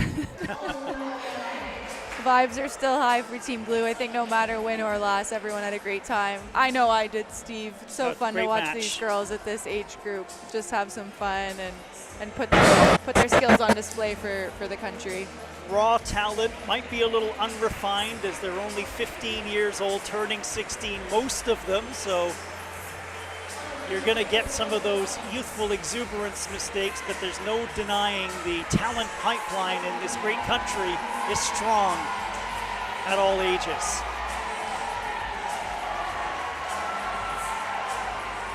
Nice celebration. They will present the MVP. As the coaches get in on the high fives.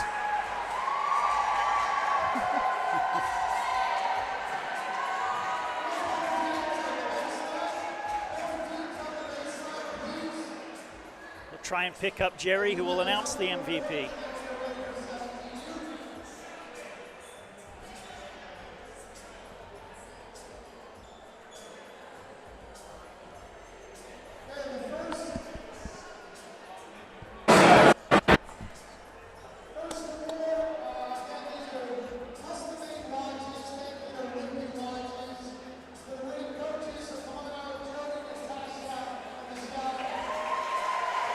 This comes to us from Whitby, the Whitby Watches Company. Great city of Whitby in the Durham region.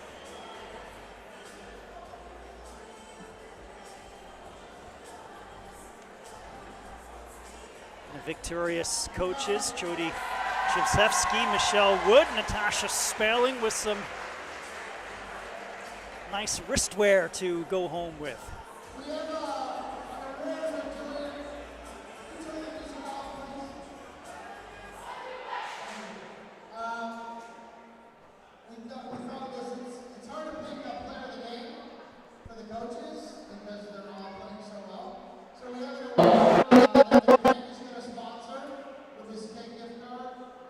We're going to coaches impact award to the player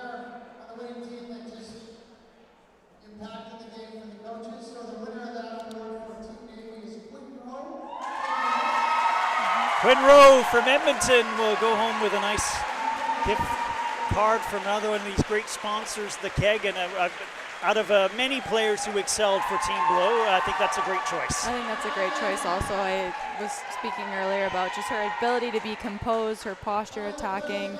She really had a great impact on this match today. Way to go, Quinn.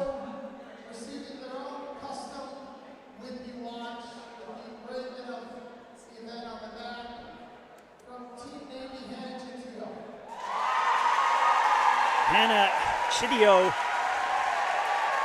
also gets an award winning from Whitby Watch, and really first set she really set a tone for Team Blue, didn't she? She did, and I thought she did an absolutely amazing job both from the back row as well as the front row. She was mobile in her six-back defense. She was able to get a ton of digs. She got some blocks and really owned the net with her overpasses in the third set specifically.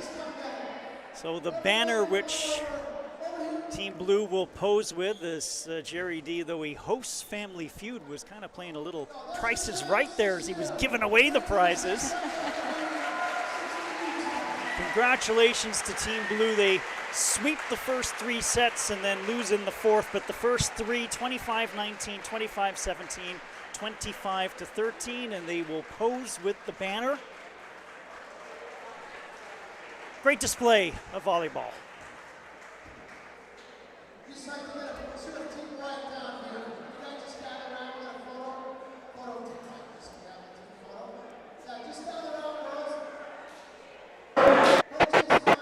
Jerry does everything here as he's now setting up everybody for the Team White for a photo. So with that, we will pause. Approximately 15-20 minutes, it will be the 17 U's on the court. Team White versus Team Navy. Julie and I will be back to call it. Team Blue with a victory in the 16U game at the CWENCH All-Canadian Volleyball All-Star Game. Back after this, maybe 15-20 minutes on CBC Sports.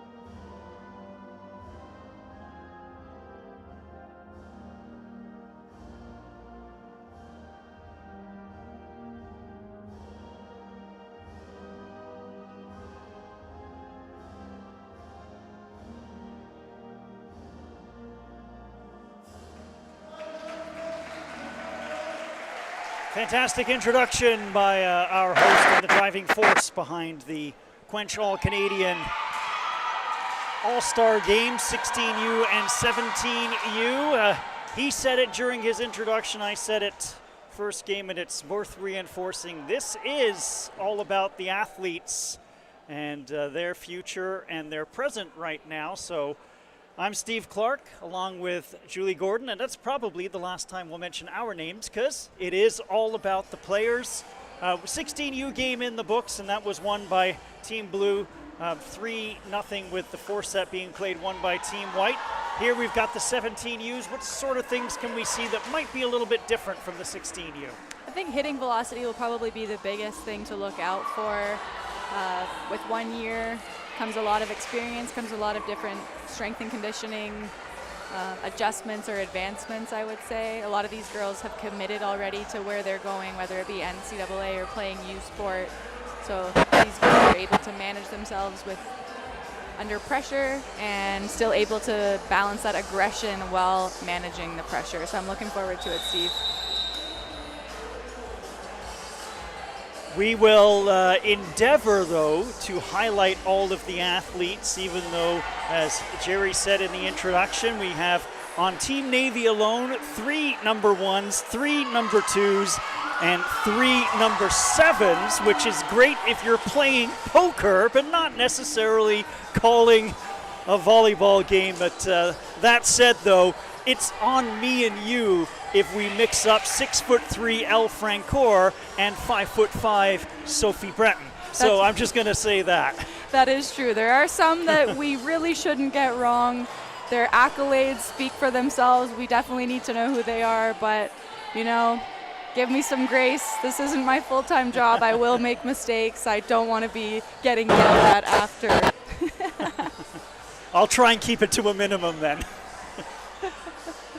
Almost 60 athletes, by the way, who have participated in this game, and it's the 4th go-around, have joined U Sports or NCAA programs, Julie. Just a testament to the level of talent that we are developing in this country, and we'll be highlighting those who've already committed as well. That's right, and I think it's a great opportunity. CBC Sports does an amazing job of highlighting this match so it can be watched nationwide. Coaches are watching it. Coaches are here, present today, looking to support and see what these girls are made of. Peyton Ocampo gets us going from Team White with the serve, but right in the middle, Kellen Bonjo gets teed up. That's what Kellen's known for, reaching high, climbing a ladder, and terminating balls. We should expect her to get a lot of sets today. Alex Brenner will serve for Team Blue, one of 3 number 7s. Set in the middle. Marcuzzi sets it up for McGregor. All sorts of scrambling from Team White, so it's 2-0 Team Blue. We said this in the first game as well. They're referred to as Team Navy, but they're really not. It's kind of a royal blue. So we'll just call them blue. Yeah, it's the colors of CWENCH hydration, blue and white. I think the viewers know who we're talking about. Set up on the right side, Chantel Peters out of Delta, BC. White gets on the board. Let's see what Chantel Peters does here from the end line. She's known for having an absolute cannon of an arm and a jump serve, and she's going for it here. That one will go long. Not a surprise. You do see a few more serving errors in the early part of the game.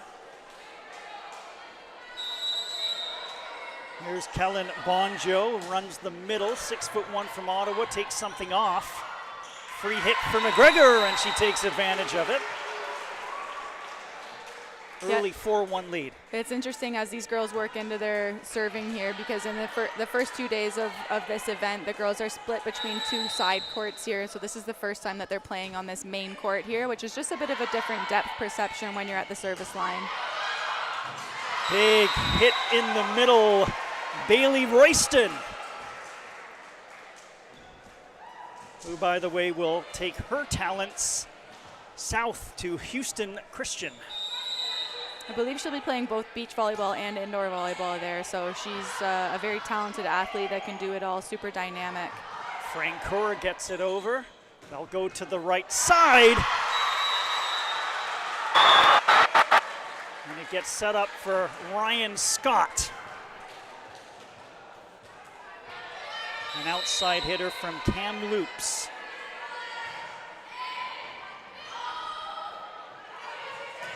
Back set from McGregor. Great defense by Ocampo.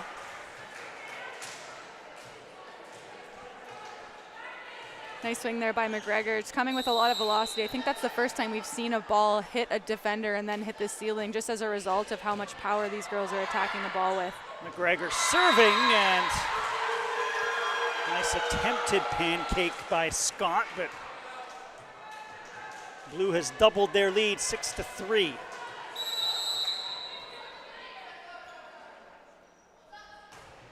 McGregor, pace on the serve. They'll run the middle. Tegan Stork. Tegan Stork out of Medicine Hat, Alberta. She's an experienced athlete, playing for the Rattlers 2 years ago. This year playing for the Dino. She's a national champion. Expect her to get a lot of balls and terminate as well. Ryan Scott serving from Kamloops. Marcuzzi with the set down the line. Francoeur defended well. That one is out. Did it hit hands? Did not, so the point will go to Blue. Francesca Antony, an outside hitter out of Toronto, will serve. Might have been going long, hard to tell. Chantel Peters tried to play it anyways.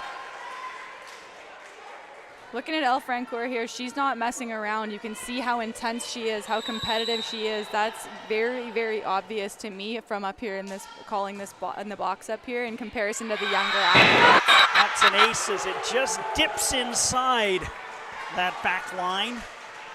9-4, and Blue is out to an early jump in this one. Looks like Team White's trying to make a passing adjustment here and having 4 passers rather than the 3 that they previously had. Big one-footed leap by Stork down the line.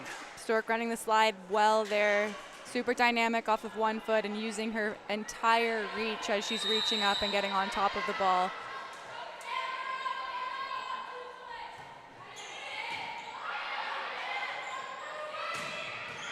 Left side, that is a big hit on that left side from one of the 3 That's number Alex 7s. Brenner from Pac-Men. Amazing athlete. You can see her maturity as she swings on that ball. It's not like she's trying overly hard. She trusts herself. She's had a ton of reps.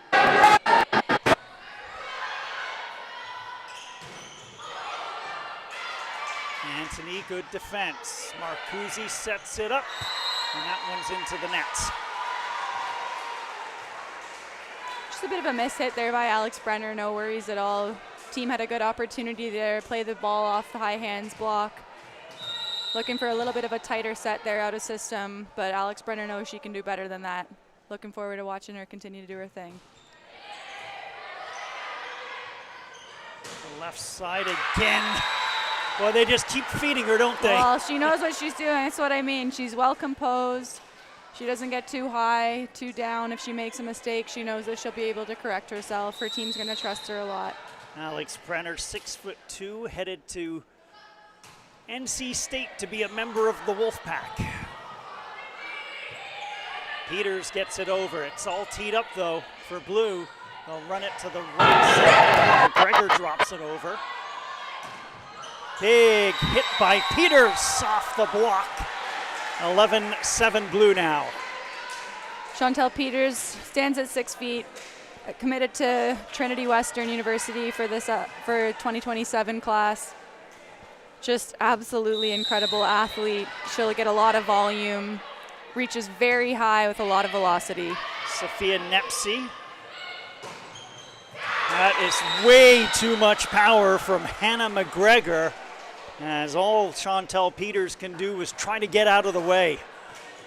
I think she came up short an earring on that or something. She did come out an earring. That might be a new sponsor that we need to be looking for next year as a jewelry company in addition to a watch company. Better an earring than a tooth. That's true. Brenner, big serve, handled by Provo. Scott down the line. Marcuzzi, great defense. And then big defense, as it looked like Royston got up. Amazing block by Bailey Royston there. As I said, she is a beach volleyball player as well, so her ability to cue read the athlete that's attacking is one of the best on court here. She identified that shot early on, looked to switch to a shot block, hung in the air, threw it down. Peters just can't settle it down right now on that serve. I think that's okay though. This is a long match. Let's see how long of a leash that the coaching staff gives her. It's definitely a weapon. She might miss a few early on, but it could really help them out throughout this match. Provo gets up and over the block just. Provo only 5'8" as she went outside on that one. Yeah, let's look for her using the block a lot of the time. For an undersized athlete, that's often a great skill of theirs, their vision and ability to see the blocker. Great job by Team Blue on the scramble as Anthony gets it over, but then can't control.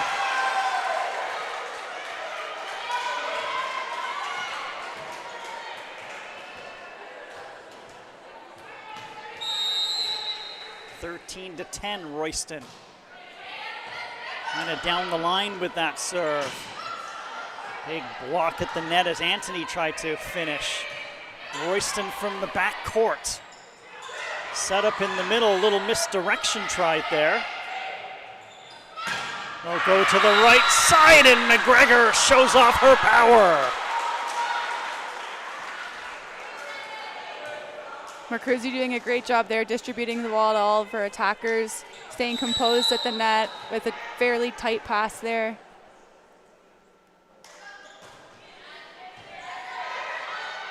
Back set, and that is poetry in motion from Ryan Scott. Scott will serve 14-11.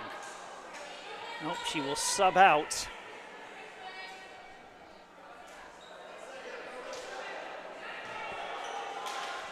Emma Young, one of the smallest players on the court, 5'4", comes in as a strategical server. Kuzi sets it up and Francoeur down the line off the block. Such an impressive run there by Francoeur. She's challenging the outside hand of the outside blocker, looking to go down the line. She's high above the net. Anthony on the serve, middle set. A nice job of taking something off of that shot by Tegan Stork. Yeah, nice job by Tegan Stork. It was almost like she was an outside hitter there that kind of overtracked her set with a roll to the pot. Really well handled, well managed play by her. Provo on the serve. Brenner's hit might have been going long. They play it anyways. Marcuzzi cross court. Brenner did overhit that one.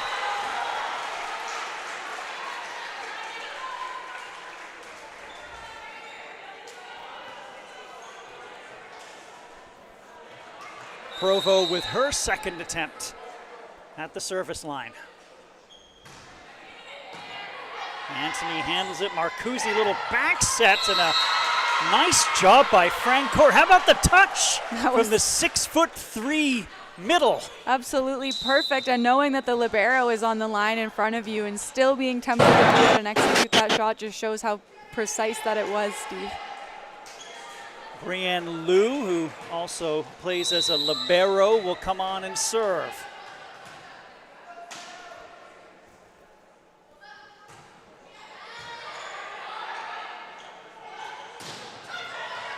Big hit from the right side. Number 21 is either Taylor or Smith. I think it was Taylor from the outside. Yeah, that's Anouk Taylor there that's going to be headed to Manitoba in 2027. Winnipeg, Manitoba native. Through the hands of the block, Alex Brenner. And Manitoba, we should mention, is definitely one of the powerhouse programs in the country. Absolutely. And their alumni run strong.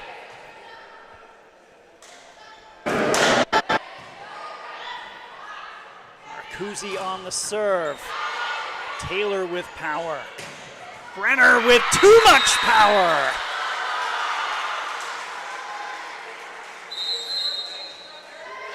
(18-14). There'll be a timeout taken, and I've been saying variations of the word power a lot to describe some of the play we've seen.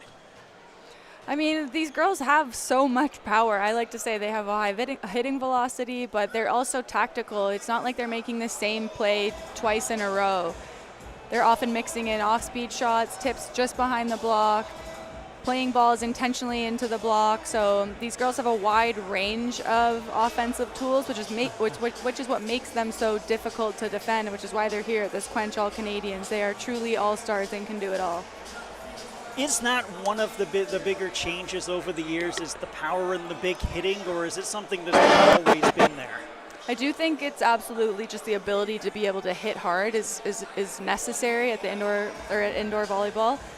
But I think the decision making is the biggest thing as we get older and as we get more mature in the sport. We can't always rely on our power, and we don't always have all the hitting options available. And the sooner that we recognize that and really treat the ball as though it's gold, so that we love up on it and take good care of it, I think is what makes the difference of the best attackers in the world. Frank Core, an example of that. You said she targeted the libero, saw that the libero was there, and adjusted accordingly. Out of the timeout, Blue with a 4-point lead. Here is Marcuzzi.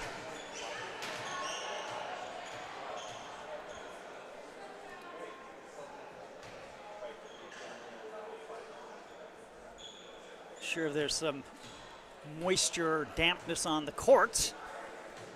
Jerry D's causing problems, yeah. But what else is new? I guess he's allowed to. He's the one putting this event on.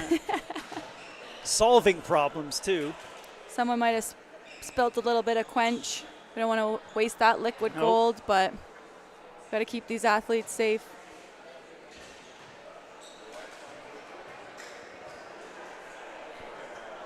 Coach is pressed into mop-up duty. Coaches for Team White, Steve Delaney, Brendan McTavish. Delaney out of Brock, McTavish out of Trinity Western, and the coach you work with, Dustin Reed.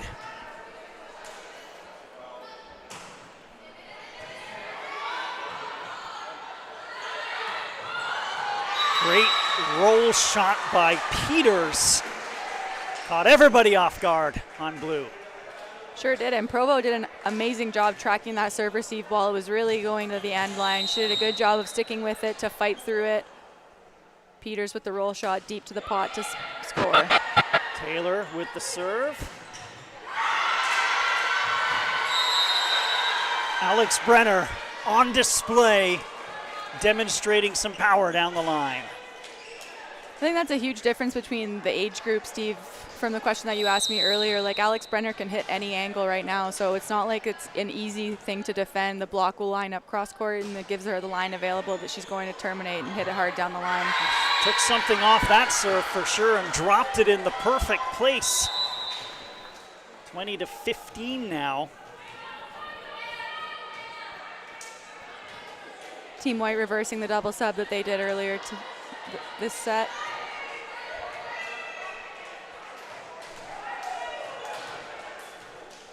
Ryan Scott and Sophia Nepsy checking in.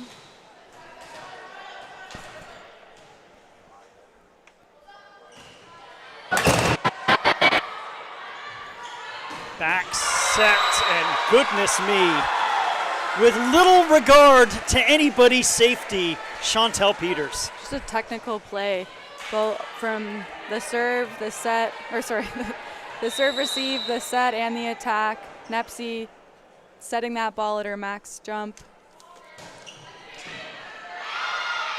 Peters gets that serve to settle down.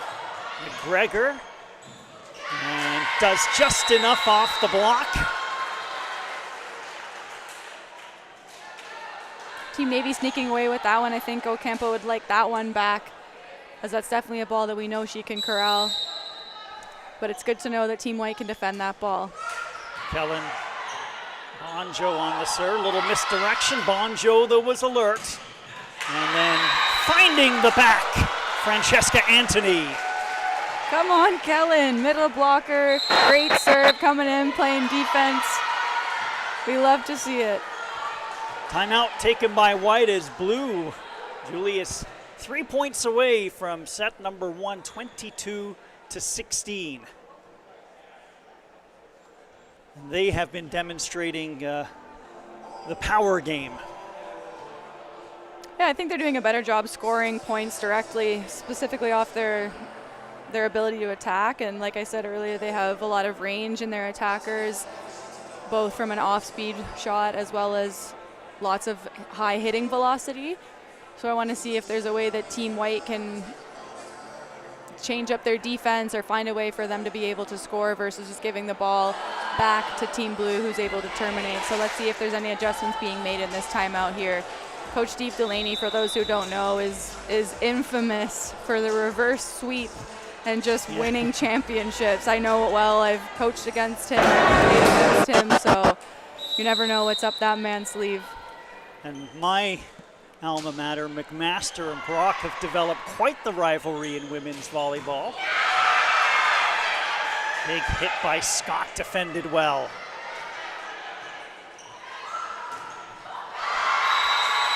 This time, though, Ryan Scott makes no mistake.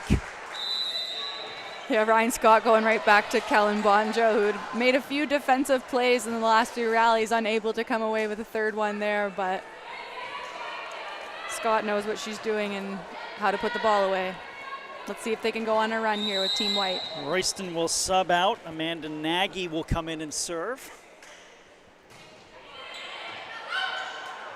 Marcuzzi, it's a tough set. Somehow it got over.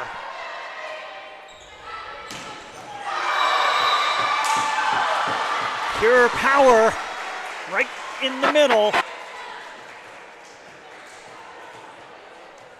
White trying to claw their way back into this.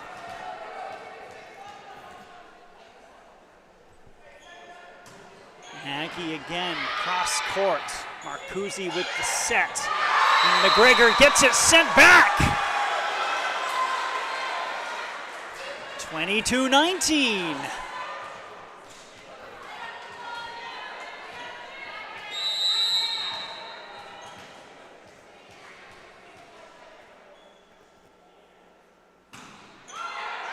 Nagy into the net, and that's a sigh of relief for Team Blue, who are now 2 points away.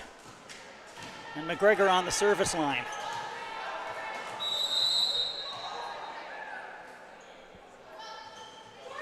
Unorthodox serve by McGregor, but it works. And will provide set points for Team Blue.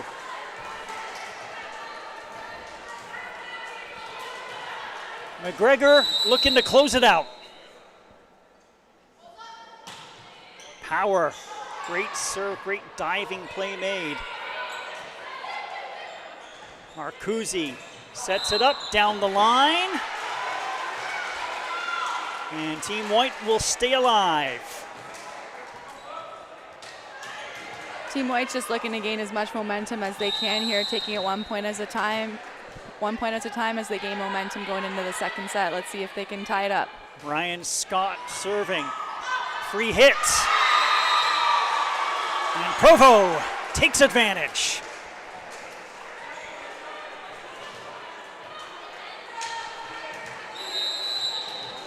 Trying to chip away 1 point at a time. All they need is 1 point. All they need is 1 point.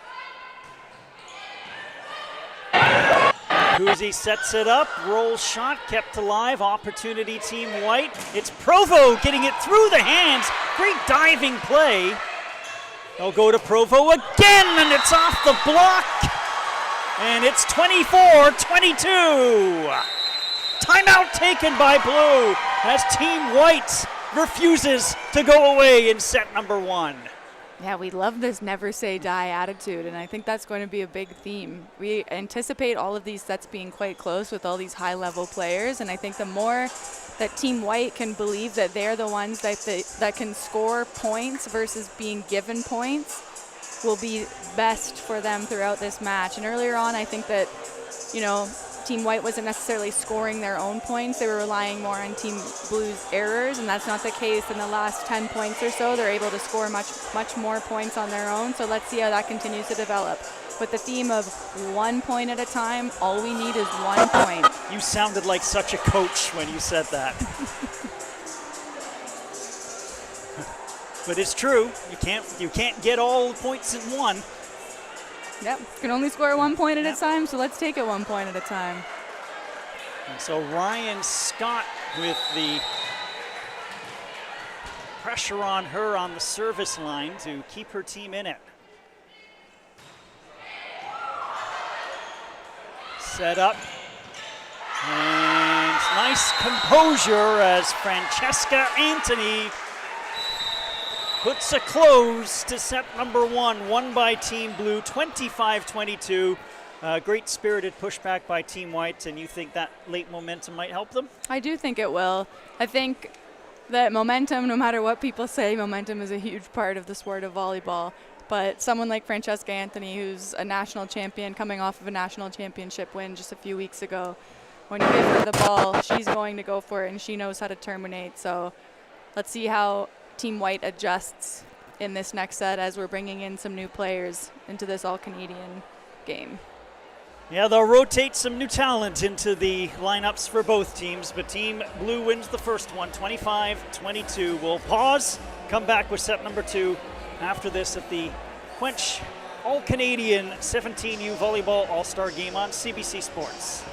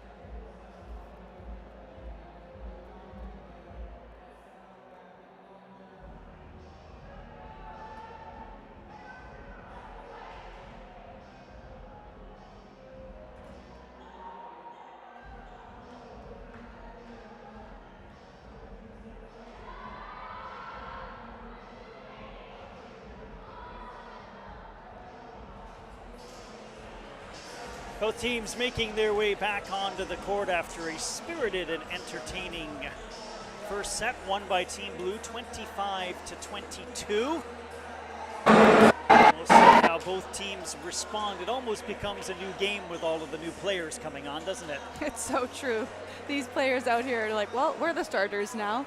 Let's make some magic happen.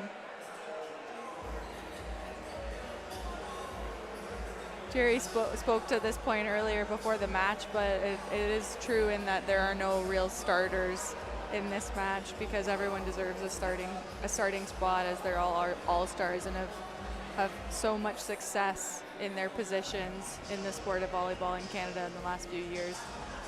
7 different provinces represented this year's All-Star. Coast to coast. Absolutely. Almost, we have no Newfoundland representative, so almost coast to complete coast. But and they've already set the date for next year, by the way. Julie, June 4th to June 6th, 2027. How about that?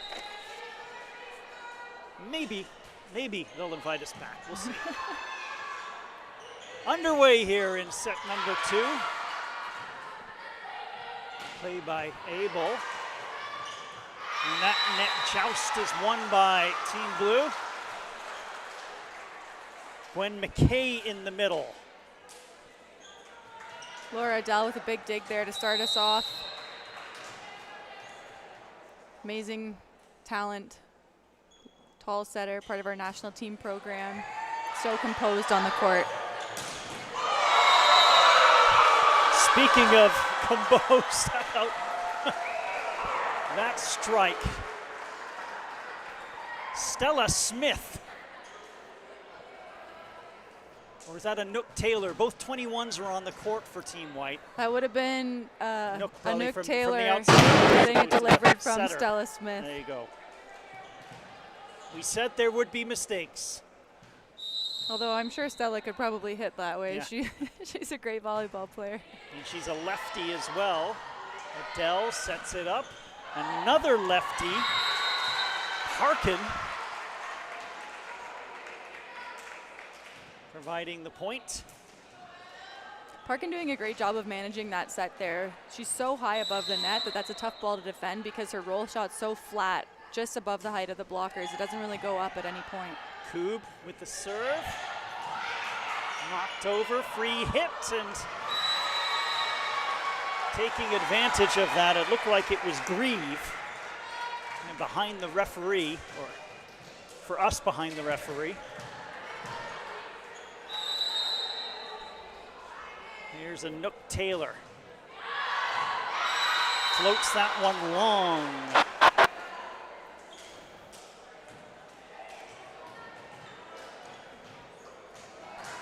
Gwen McKay out of Metegan Center, Nova Scotia. 6-footer, one of 8 on Team Blue, who are 6 feet or taller. Same with Team White. Big cross-court swing by Ailish Grieve, and it just went out. I like that she's going for that angle. I'm sure she sensed that the block was more towards the line, that she had a bit of an opening there, just misfired on that one. Kay with a good serve. Off hands Chamberlain. Adele back set. Parkin denied. Over courtesy of Fung.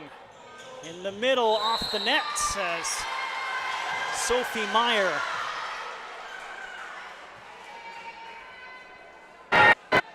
Paul, I believe point will go for Blue. It's interesting to point out that Team White doesn't have a natural opposite, I believe, on their lineup on the court right now, whereas Parkin, number 2 on the blue team, is a lefty and a natural opposite player. So these right side attackers are trying to find their way for Team White, as it's not something they're used to playing the majority of the time. McKay's serve just kept on drifting. So Sophie Meyer, 6'3" middle out of Toronto, will serve, and that one flattens out and clips her teammate right off the back of the head. We have 2 headshots so far, Steve. 2 more than we'd like to see, but looks like we'll shake that one off. She's ready to go. Greaves all good. Let's see if she gets set here off the serve receive. Parkin, a great serve. Fung. Adele tried some misdirection. Adele sets it up, and then great job by Fung to get it over, but it's Team White getting the point. That was, I see your dump and I raise you a dump. Going over on 2.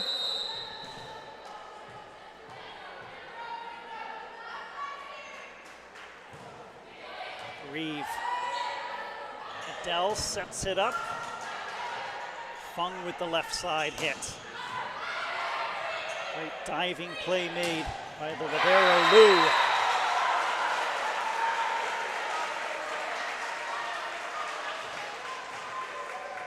Point to Blue, Fung to serve.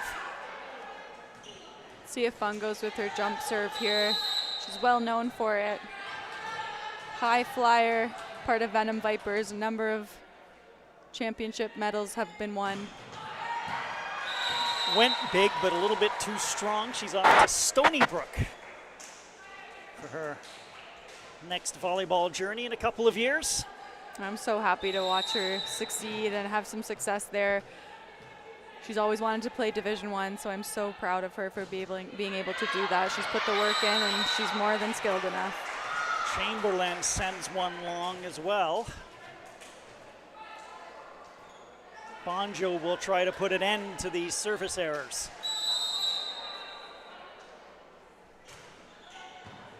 Good serve. Nice job by Taylor, almost had a teammate get in the way. To the back court, great diving play made by Chamberlain. Adele middle set, and McKay sent back. Unbelievable effort there by Chamberlain to keep that ball in play.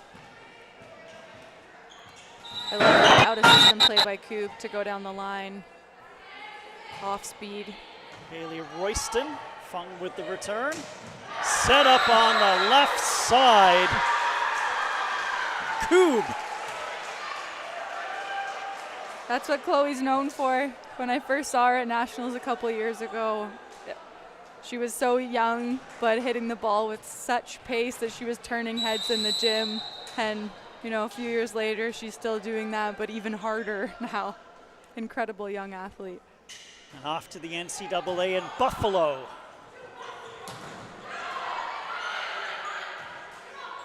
Adele, look at that set. Got Fung going to get it over, but then a little bit of a misfire by Sophie Meyer in the middle. I like that Stella's still trying to get Sophie Meyer going. That's a great opportunity to run her middle in transition there, showing a lot of trust in her middle that she's willing to go back to her after an error. Adele with the serve. Great job by Fung in the backcourt. Good composure, though, by Team White. They weren't fazed by that. Nice job by Stella throwing that down, being mindful of where the lib is for Team Blue, but being precise enough that she's able to throw it down. Stella Smith, who will now serve, and the lefty into the heart of the defense. Just dropped down the line. Great play by Chloe there. Opting for the tip as the set was traveling a bit tight to the net. Didn't sense any block in front of her and just continued to throw it down. Coob to serve. Back set, and taking full advantage of that was Taylor. And she will step to the service line.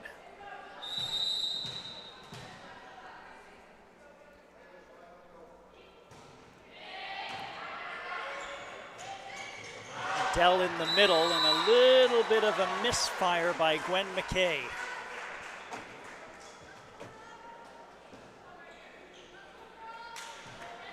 Here is Anouk Taylor, 6'1". We've said before, headed to Manitoba. Lou with the return. Fung got it over. They'll call the violation against White. Team Blue got away with one there as that set was traveling quite tight to the net. Sophia Fung knows how to manage those, though. Gwen McKay on the serve. From the back, Taylor just got on top of it too much.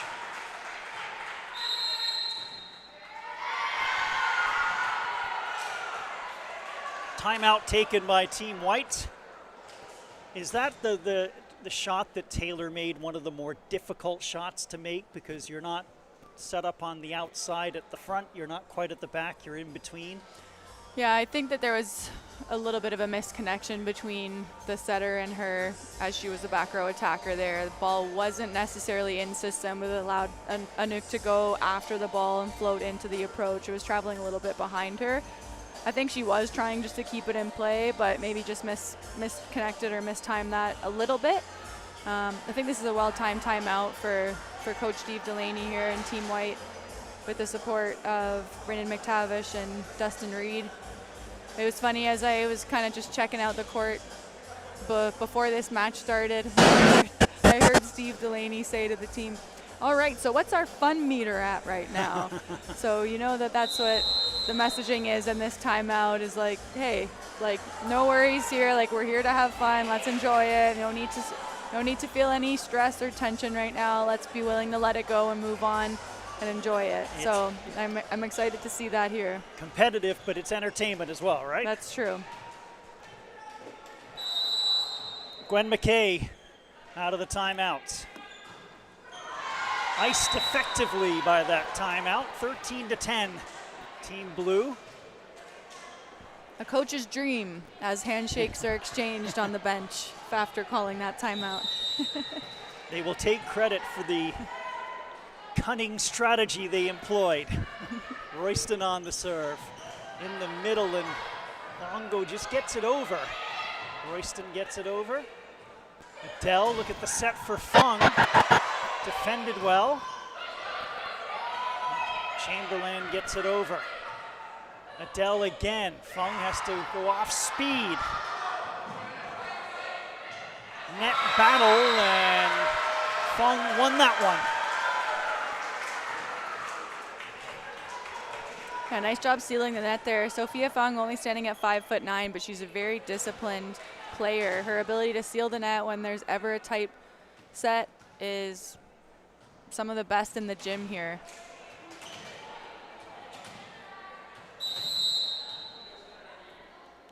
Emily Parkin, who delivers a great lefty serve and provides the point, will be off to West Virginia. And yes, she will be using those country roads to take her home.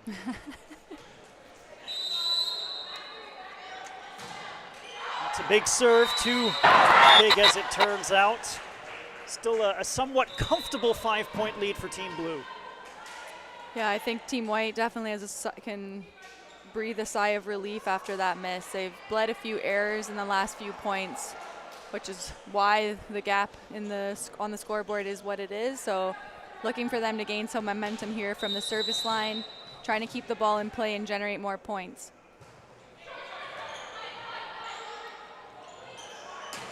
Tough one to handle for Koob.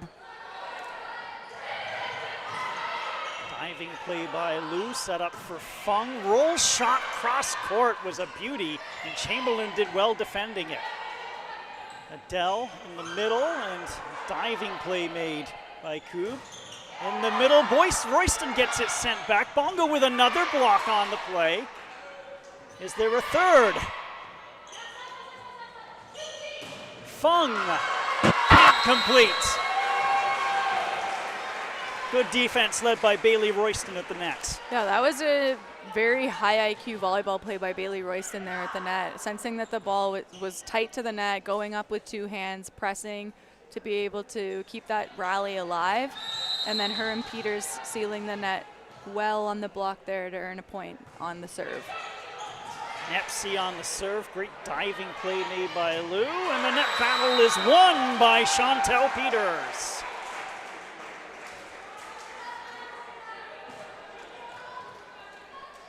Right idea there by Sophia Fung, just couldn't quite get enough of Peters there. She's a big, strong blocker in front of her.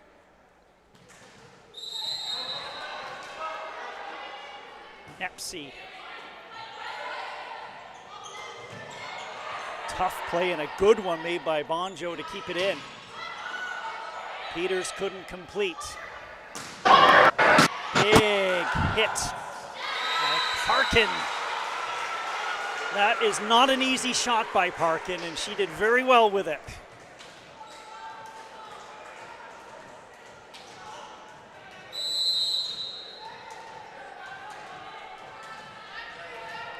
Sophia Fung. Another big serve. It's played in the backcourt. Through the block for Chantel Peters.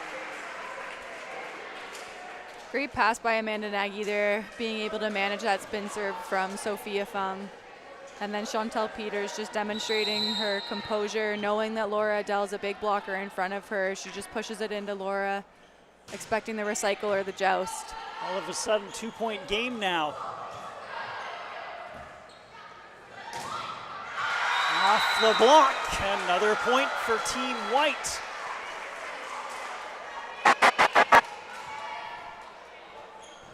I mean, I said it earlier, it sounds so silly for viewers at home maybe, but it's obviously all about scoring points, but in my mind there is a difference between actually scoring points versus being given points, and I think when White is in this game, it's because they're able to score points on their own from the attacking standpoint. Great job by Bonjo on the 1 foot takeoff to find the back corner. White can't quite catch the blue team. That would have tied the game 17-15 now as Bonjo serves. Good serve, effective enough. Kellen's got a nice high reach on this serve, another middle blocker that's able to, who has been able to make their serve a weapon. Flow from the tape as it ticks the tape. Too much power on the left side. And Nook Taylor again. Here's Royston.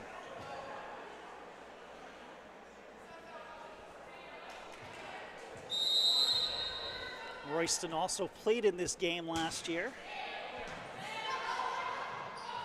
Adele with the set. Goodness me. Sophia Fung.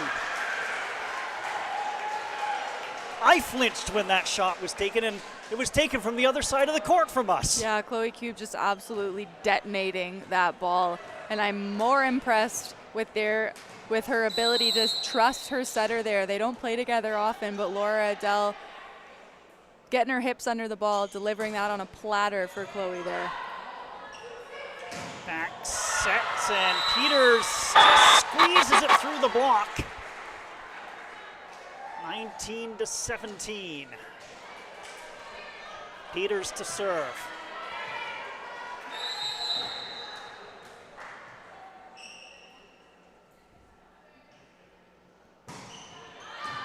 Good serve by Peters. Free hits in the middle for a Nook Taylor, who says thank you very much.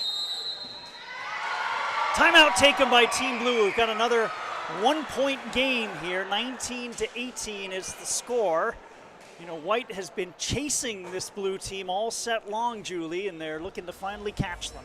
Yeah, I think that with Chantel Peters at the service line right now, it makes sense that a timeout's called if we can try and ice her out a little bit. She did have a few misses earlier on in the set, or in the match with this jump serve, but when she is able to get calibrated and able to keep it in play, that's the type of thing that can happen. We can expect it to be fast when there's so much topspin on that ball that it's difficult for the serve receivers to manage.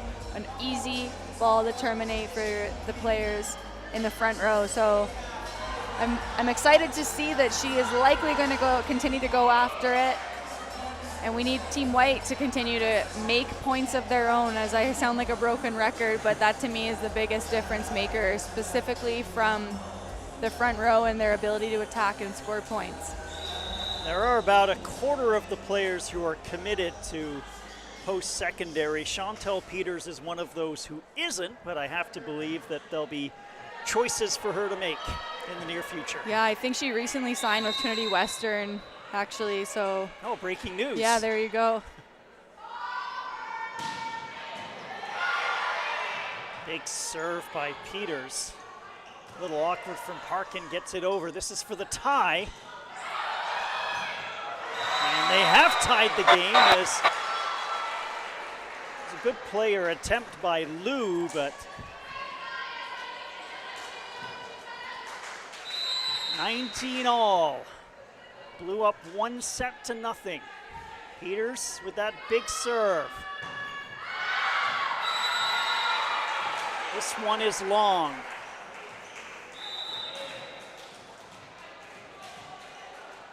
No worries at all there. That serve got them back in this set, so now it's going to be exchanging points. Who's going to be the first to break a point on side out? Who can string together some points from the service line? Chloe Koob on the serve. Jump serve, and that will give Blue a 2 point lead.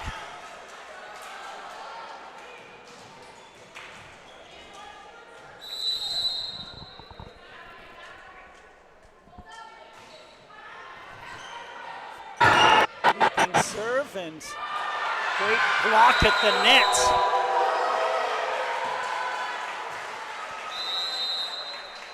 Gwen McKay, big defense. Parkin in there as well. 22-19 now. And how quickly, Julie, things change. Yeah. It's tough because I feel it's a similar story for the second set as it was in the first, where Team White's starting to push back, but it's almost like we need a second push or a little bit longer of a push, which is easier said than done, don't get me wrong. But what do you think's being said in the timeout huddles, Coach Steve? Well, play great, have fun. You know what? It really is that simple. Yeah. Composure, I think, would be the theme for Team Blue. And that's more of a reminder than anything, because actually all of the teams here this afternoon have showed a tremendous amount of composure in a game that basically is played a lot of emotion as well as, high rate skill. Yeah, it's what these girls do. They're known for being, quote unquote, the ones on their club team. So these athletes are all able to demonstrate composure throughout the entirety of a 5-set match. Good set, served by Cube. They'll set it at the back. And Grieve couldn't get it through. That was a beautiful block by Parkin there. I had a fabulous view of it. Her press timing, her look into the court to be able to seal it and keep the ball inside was really world class. That's a great back set by Stella Smith. Adele right down the pipe, and Coob couldn't finish. It was an outstanding diving play made by the libero. Finally ends with a point for White. Was that Amanda Nagy, the libero, or? Yes, it was. It was Amanda Nagy, and it's now Quinn Bridges that's coming on to be the defensive libero here. Taylor on the serve, Adele the set, the lefty Parkin.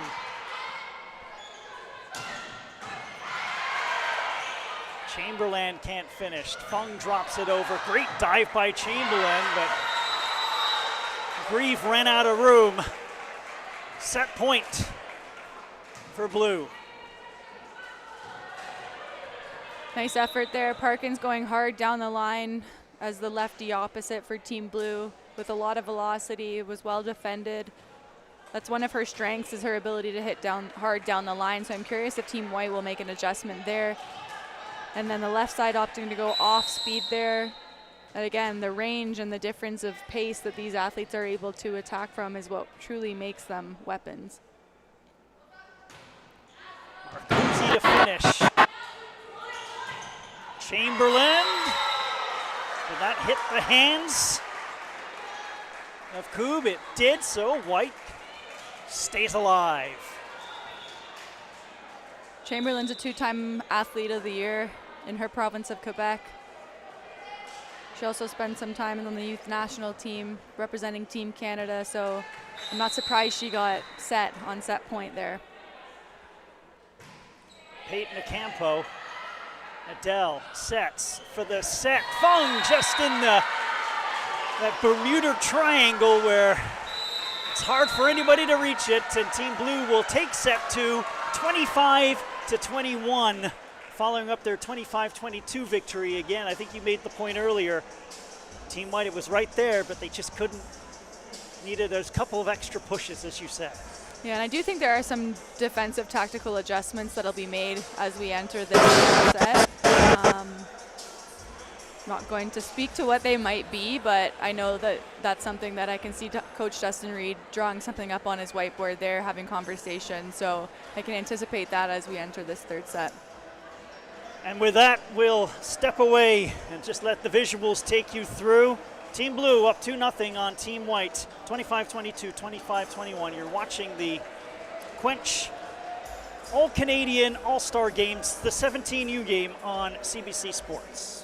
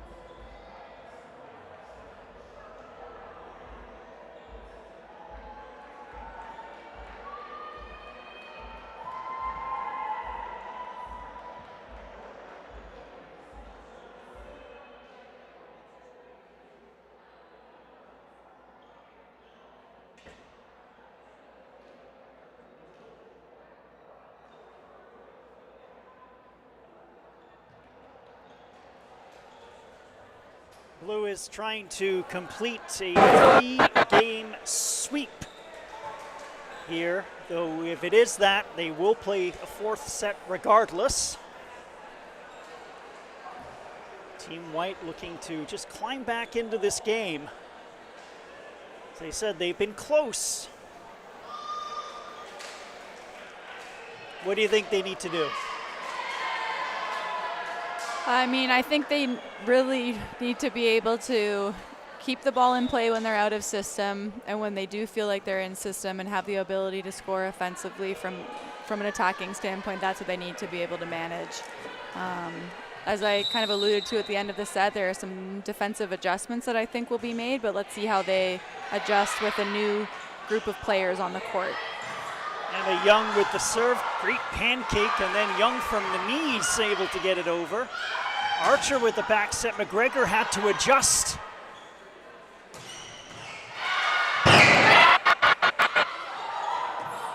Miscommunication there by Team Blue after there was an outstanding dig by the libero. I think there was a big difference maker within that point there. The left side for Team Blue playing an off-speed shot just over the block, trying to take out the one defender there who happens to be the setter, which is a great strategic play. They were able to pick that up and then get the point. Brenner off the block, it's still in play. Big block, McGregor got up. McGregor and McKay getting up for that block. And then rewarding them, Alex Brenner going cross court. Yeah, Alex Brenner working the hand of Sophie Meyer there. Able to go off of her hard. It's a tough ball to defend after it ricochets off the middle blocker.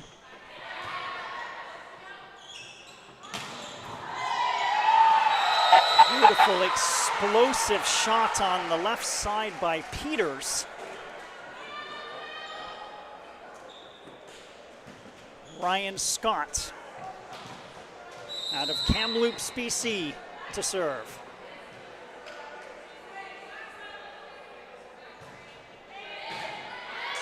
McGregor handles it. Archer with the set. Anthony with the power.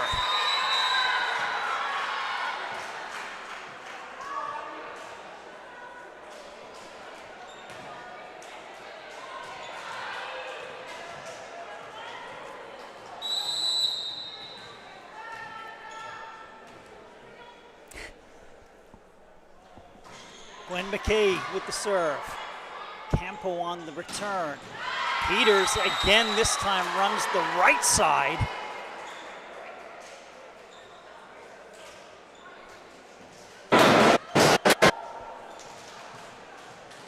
Sophie Meyer, 6'3" middle out of Toronto.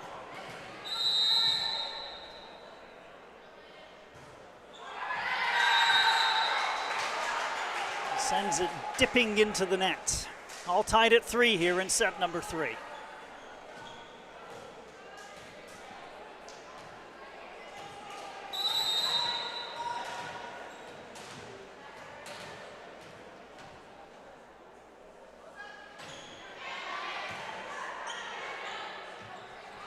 Provo. Long.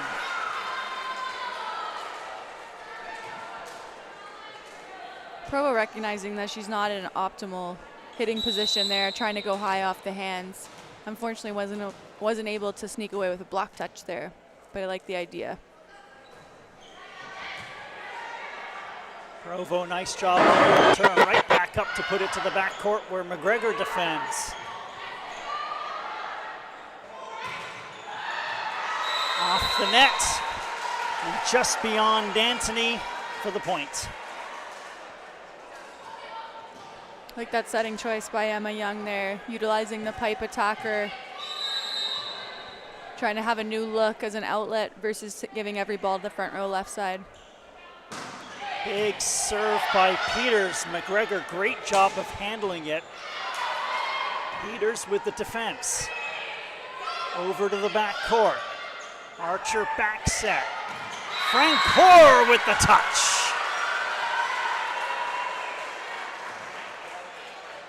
Yeah, it looks like this is a a theme that I'm seeing from Team Blue, that anytime they're seeing that there's a bit of a misconnection or perhaps the set's a little bit low, that they're trying just to tip the ball right behind the block, and they're really having success with it. A little bit off balance when she received that set. Tegan Stork couldn't complete. Francesca Antony serving.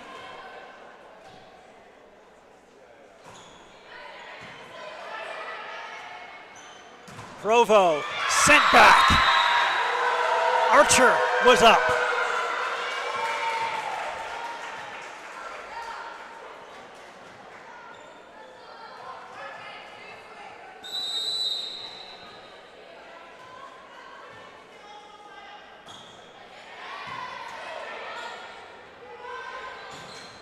From the back, Peters just squeezes it over.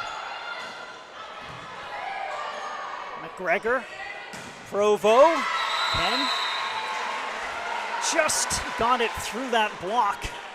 Archer was up again. Parkin was up too.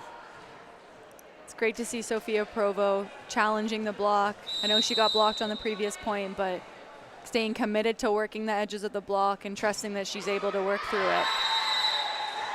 Unfortunately, can't continue the momentum from the service line. So Francoeur will serve.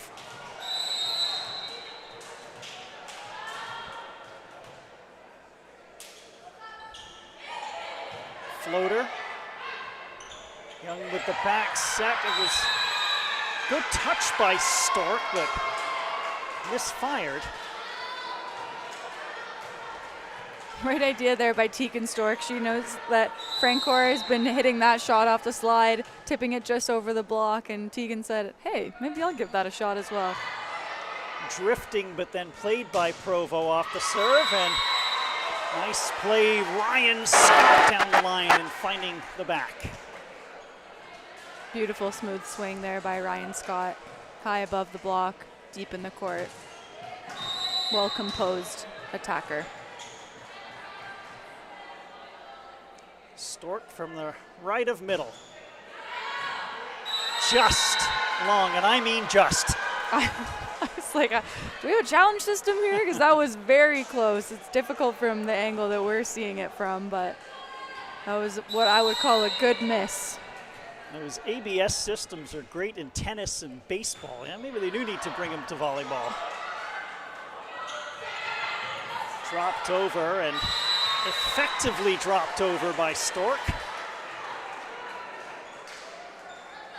Yeah, beach season must be here, because that looked like a little pokey, a little pokey attack that we often see on the beach.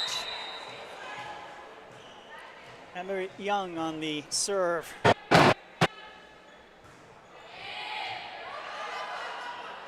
Archer sets it up. Off the block, Brenner. Can't forget about Brenner. How could we? She makes herself known no matter where she is. Beautiful set there by Archer, coming off the net. Hannah McGregor with power, handled well by Provo.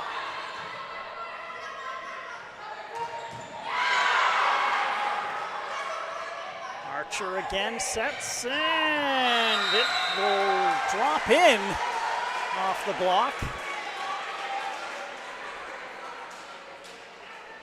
Not fancy, but it got the job done. So all we need is a low press, seal the tape. You don't want to get wiped when they're out of system. They're in transition. You just want to seal that to be able to press it over to the other side. Ryan Scott on the serve. Brenner gets it over. Young with a set. Peters not with her trademark power. This time it might be, and it is, off the block. Almost looked disappointed she had to kind of bump it over the last time. Emma Young standing at 5'4", managing an incredibly tight pass to the net, and her ability to get up there and manipulate her hands to still deliver a good set is really impressive. Scott with the serve, and violation against Blue, and again, here we go. 11-10 now. Blue with just the 1-point lead.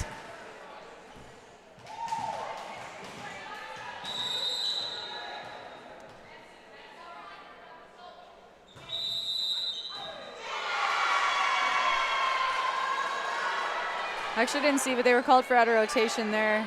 I was checking out Ryan Scott's serve there, but it looks as though Alex Brenner, who doesn't normally play right side, she's normally a left side, her and Archer might have been swapped there. Good sequence of serving by Ryan Scott will end.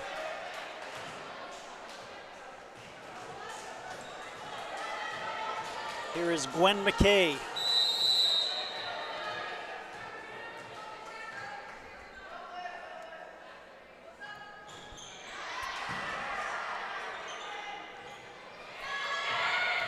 Nice touch on that shot by Chantel Peters, tied at 12. Emma Young doing a nice job there, knowing exactly where her hitters are. Like I said, she stands at 5'4", but she plays like she's much taller. She's a 3-time provincial champ, 2-time national champ. And she won provincials this season with her 17U Venom Vipers team. Short set and Frank Court couldn't finish. Provo. They're going to say that hit hands. And it's the lead for Team White. Let's see if they can hold it or build on it.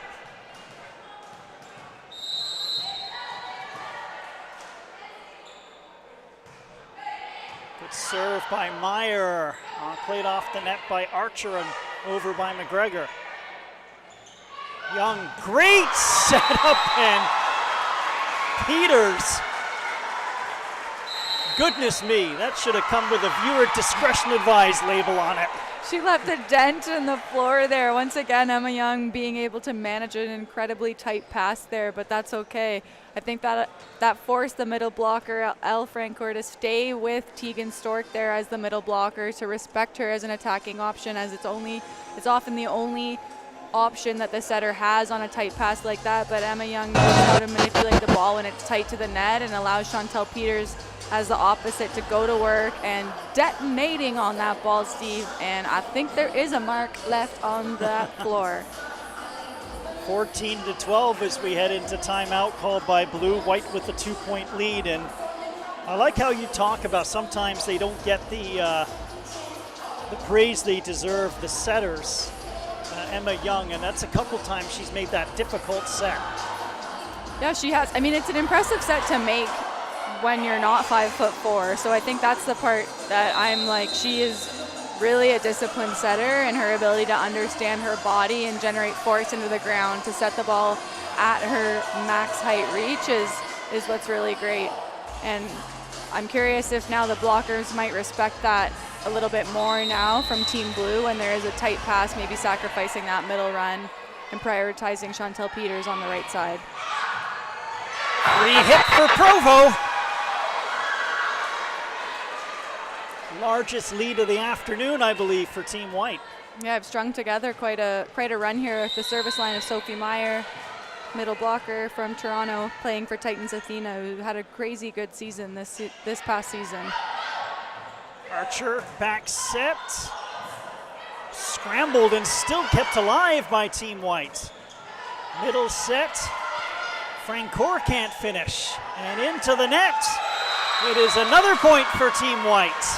Sophie Meyer with the layout pancake dig. You don't often see that from a middle blocker at 6'3", and she did it as though it was nothing. Her teammates stuck with her, stayed engaged throughout the whole rally. Archer goes middle set for Francoeur, does well. Peters with the dig. Provo gets it over. Anthony can't finish. Archer will get it over. It's all set up though for Team White in the middle.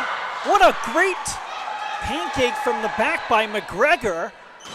And Peters, too strong. And what a .1 by Team Blue on a great play by Hannah McGregor. I need a replay for that one. I don't know how she kept that one alive. That's such a difficult thing to do for a six-back defender, to be in motion and dig a first tempo ball from the middle blocker, but Hannah McGregor can do it. Provo just over the block. Great touch and adjustment by Provo. I like that complementary play that she's attacking with there. She's often going deep cross court there and then rolling that one into the pot, recognizing Alex Brenner is the one defender there. And Alex does her best full effort layout day, but unable to get it high enough in the court for her teammates to play it. Team White will look to stretch the lead with Peters on the service line.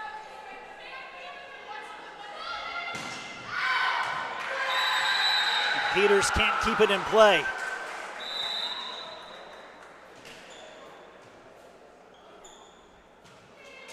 I like that way that substitution's being run, trusting Chantel Peters to go for her serve there, and then having Stella Smith come in after Chantel's done her serving run so that she can set and have 3 attackers in the front row.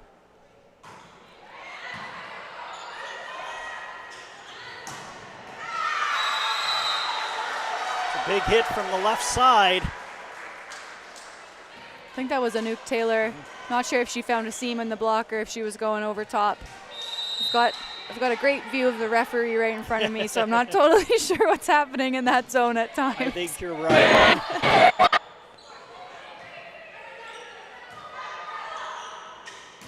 In the middle, just squeezing it through the block. Beautiful run there by Tegan Stork. She's on time, she's available, she's working the edges of that middle blocker. Elle Francoeur, they've been battling it out all day.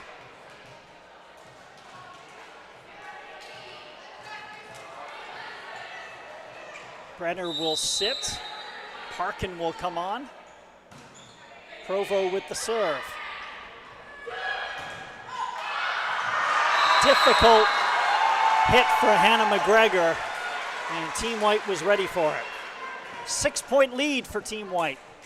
Yeah, looked like McGregor was running out of some hitting options there, as it looked like the set was traveling slightly far outside. Nothing unmanageable, but just giving Hannah some limited options on that. Free hit. Scott finishes. Timeout taken by Team Blue as they feel this set slipping away. 7-point lead for Team White. Julie, what have they done well to get this lead? I mean, I think just their ability to stay aggressive. They're a little bit more engaged defensively. They've picked up some great defensive balls on those shorter tips behind the block. And like I said, Steve Delaney, as the head coach of this team, he's known for the reverse sweep. He does it all the time, so I bet you his messaging was steady throughout the entirety of this match up until this point. So continuing to push here and stay aggressive for them to be successful.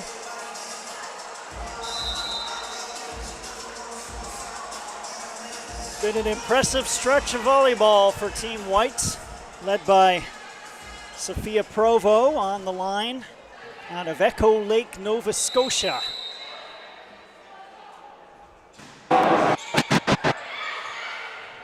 They run the middle and Francoeur can't finish. Scott, 22-14 with that power by Ryan Scott. That ball was hit with a ton of velocity at a great angle. Tegan Stork's been a weapon from the middle, so it's easy for the setter to distribute the ball all across the front row.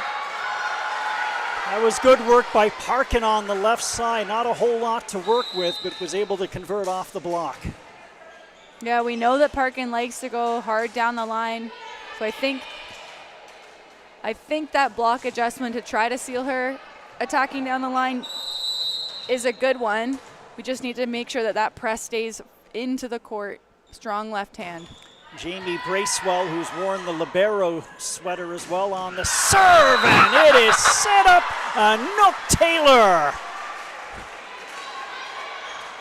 Beautiful swing by Anouk Taylor there. She sensed a seam in the block there, which I understand why there was one, because there are a lot of hitting options available right now for Team White, and everybody's been a threat up until this point. So it's tough as a middle blocker to know where you need to go. Nice setting distribution from Stella Smith, the setter for Team White. Quinn Bridges, who's also worn the libero jersey here this afternoon, on the serve. 2 points away for Team White. Parkin goes roll shot and gets Team White scrambling. Parkin to serve.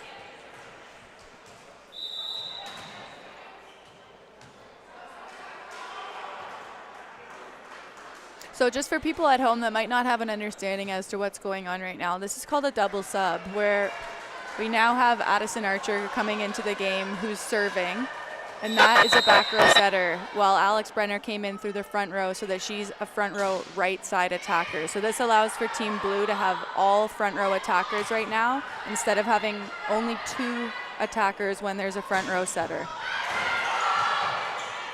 Played off the ceiling, which is in play, and finished off by Team White.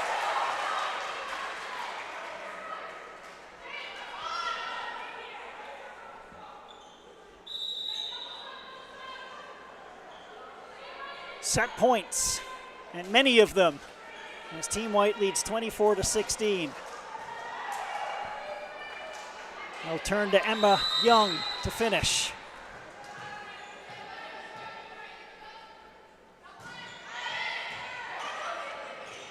Archer with the set. Who's on the net? Team White, so it's 24-17.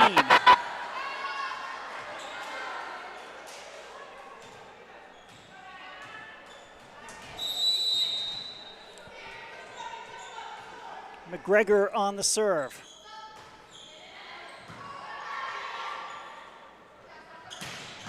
Peters, a huge hit, great defense by McGregor. Anthony, and that's denied in the back row. Peters off the block, and set number 3 belongs to Team White. And it's fitting they run it through Chantel Peters. Yeah, Chantel Peters came alive in that set, as did the majority of their attackers, quite frankly. We had lots of people generating points from an attacking standpoint. We had Chantel Peters, we had Tegan Stork, we had Anouk Taylor, we had Ryan Scott. Again, I'm not taking stats, but I really believe that at the end of the day, that was the difference maker from that set, from the previous sets, their ability to generate points versus having Team Blue just hand them points. So I'm curious how they're going to change the lineups here. But to me, those 4 players are making a huge impact, and Emma Young and Stella Smith did a great job of distributing the ball well. And I think that both the libs were coming in and out. Everyone was getting a lot of playing time in that set, and I thought that everyone was gelling really well. Well, we knew we were going to get 4 sets in at least. However, we've got ourselves a contest here. Team Blue will look to close it out and win 3-1. Team White looking to send it to a 5th. We'll pause at the CWENCH Hydration All-Canadian All-Star Game. Girls volleyball, this is the 17U version on CBC Sports.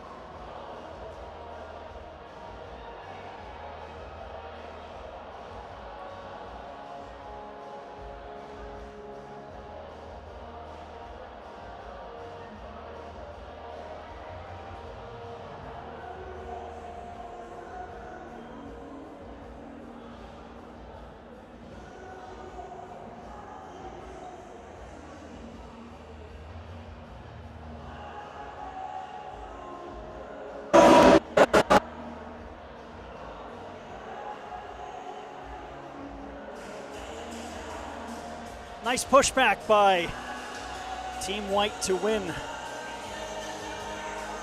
that 3rd set, 25-17, as Team Blue, though, with a 2-set-to-1 lead.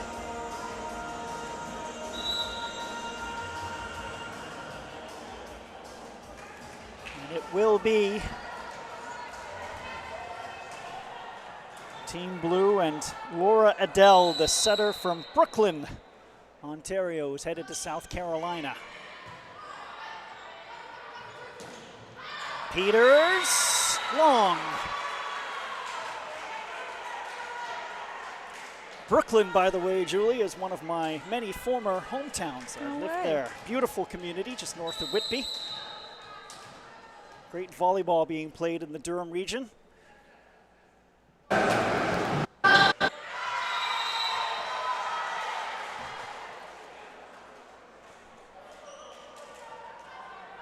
Into the net for Adele. Here is Nepsy.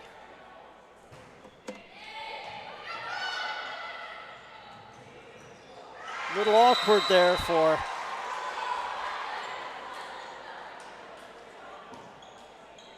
Team Blue. Emily Parkin really couldn't do a whole lot with that one. Nepsy again, great serve, great diving play made by Koob, but then a misfire and a miscommunication.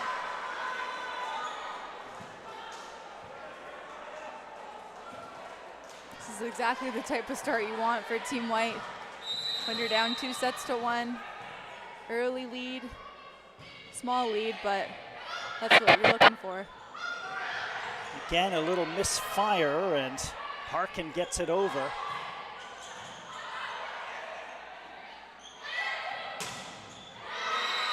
Koob with power. Through the block. And she'll serve.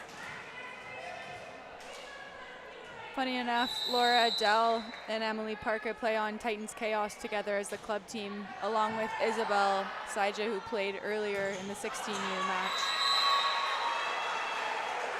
Shot in the middle by Bailey Royston, who was set up 4-2 as we're off to a flying start here in set number 4. Chantel Peters to serve. That's a big serve by Peters. Free hit for Royston, and she places it perfectly.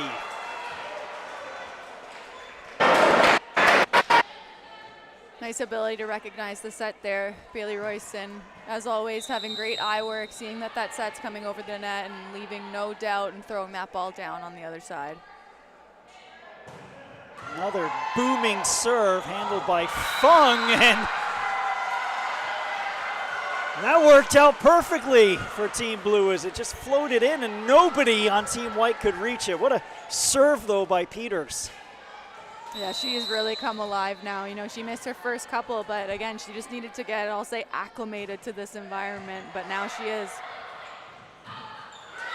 Francoeur's serve gives Team White all sorts of problems, and it's 5-4.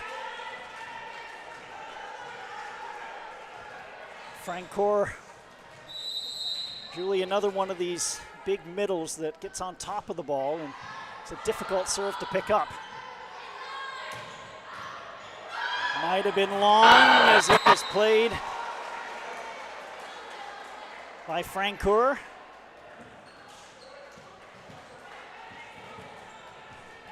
(6-4) Team White. Royston to serve from the left side. Great serve, and got the benefit of the net, but that was a pretty good serve anyways. Yeah, she's serving that ball just above the top of the tape there. It's tough to track that ball, even when you have Sophia Fung and Emma Koob over there, who are great passers. Deceptive pace. That one dips over the net. Set up for Fung. She's denied. Taylor part of the block. On the left side, Parkin squeezing it through the block. It's the plays like that that you can tell that they have a connection, that they've played together previously.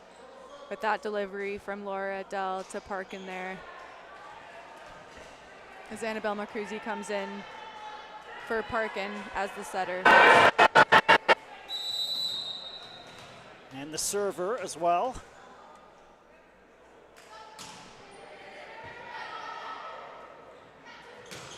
Set up on the left side, and Scott through the block.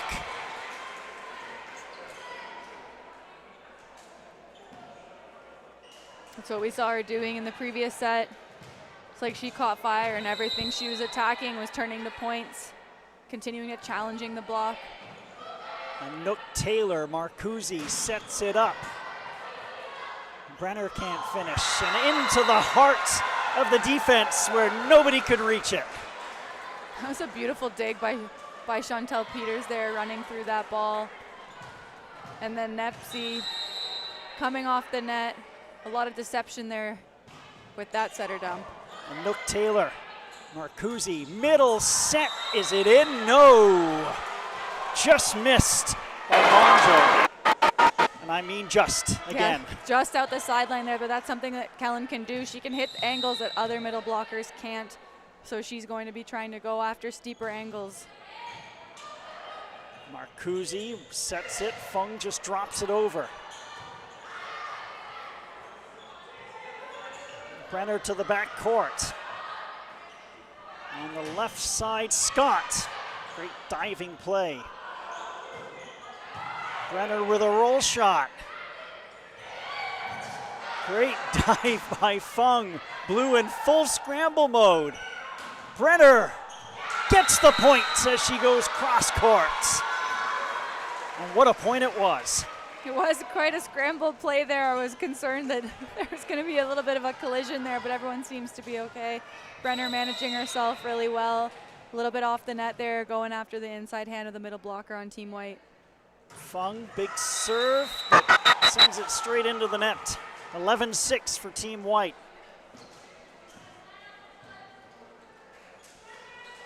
Here's Ryan Scott.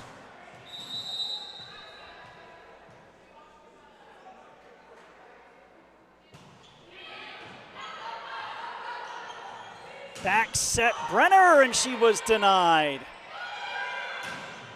Gets that one over though. Nepsi did well on the first one along with Stork, but Brenner adjusted and finished. Chloe Cube going after that ball there, high off the top of the block. I think it was Anouk Taylor. It was just out of reach for her. She's working hard defensively on Team White. Set up. Great job by Brenner and Francoeur. And again, Francoeur got up, Cube got up, and the defense was spectacular.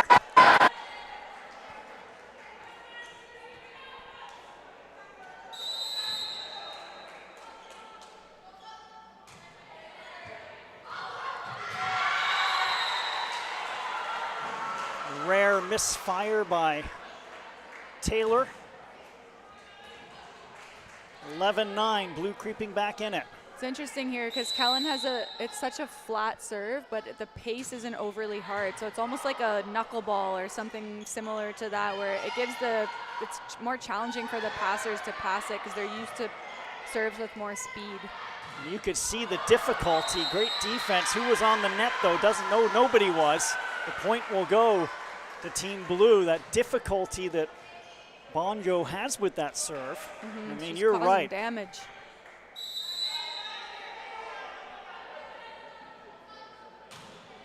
There it is again.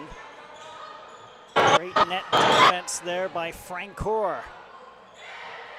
Into the net. Looked like Taylor kind of changed her mind at the last minute, knowing Francoeur had denied a couple in a row. And all of a sudden, that 5-point lead that Team White has built has evaporated, all tied up at 11. Yeah, that all stems from their serve receive, in my opinion.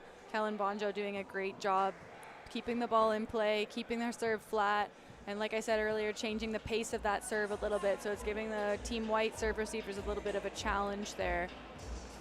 It's amazing when you see the different serves. You've got the power of a Peters, and then you get that over-the-top serve of the big middles like a Parkin, and then someone like Bonjo in the middle with her serve. I mean, you're right, it's dipping and swerving on all over the place, and it's eating up players, basically, is the best way to put it. Yeah, for sure, and I think that's something important for young players to know, is that your serve is your serve, it's no one else's serve, and continue to do things that make you you is what brings your little flavor to every single team. When a serve receiving group or passers are always getting the exact same or similar looking serve, it allows them to get into a bit of a rhythm. But when everyone has a little bit something different to them, it makes it much more challenging. Another one, and again, Scott had to really think hard. Good touch by Peters to finally get Kellen Bonjo off the service line.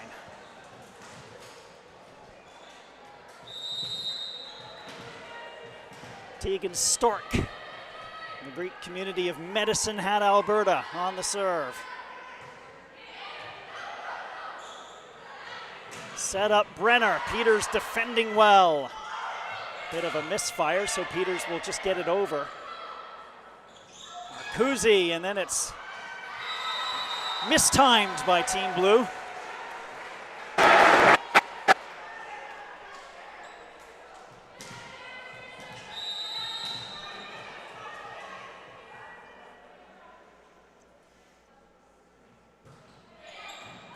Stork with a good hard serve. Brenner cross court, well defended. Peters got an arm on it. Peters in the middle. Tough set for Marcuzzi. Gets it in the middle though for Francoeur. Peters. Marcuzzi. Brenner to the back. Peters. Great rally. Peters. It's wide. It was a rally of imperfect sets, but it was entertaining nonetheless. It was. I think I like the idea there from Chantel Peters. What's impressing me even more is her ability to play defense right now. Although their team didn't come away with the point, I think that's sticking out to me right now. Big serve by Brenner, diving play, and over it goes. Nepsy doing the job. Francoeur can't finish. Peters, oh, that's sent right back. Royston in the middle was waiting for it. Really disciplined block there by Bailey Royston, recognizing that Marcuzzi's the setter for Team Blue is out of system. She's bump setting the ball. Bailey kept her left hand nice and disciplined, sealing the net, not allowing it to sneak off her hand. Marcuzzi, and another denial. As Brenner tested that defense again, and Royston was up. Yeah, that left hand is really sealed nicely. She's not reaching over to try to support her right side blocker. It's making it really tough for the attackers to go around her. Marcuzzi, Brenner goes off speed this time, and that works.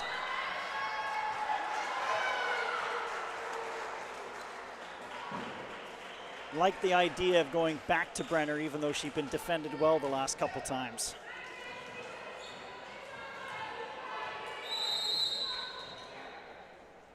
Koob.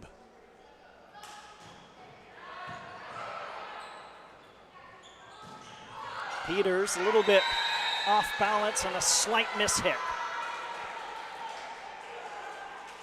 Yeah, I think the idea behind that was quite good, actually. She recognized she wasn't in a good situation, tried to roll it to the pot, maybe a little bit of a chop shot there and just misconnected. She'll probably want that one back. Let's see how she manages serve receive here.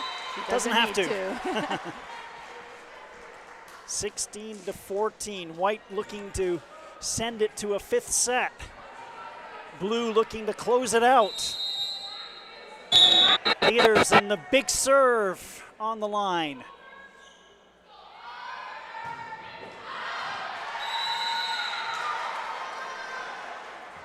(16-15).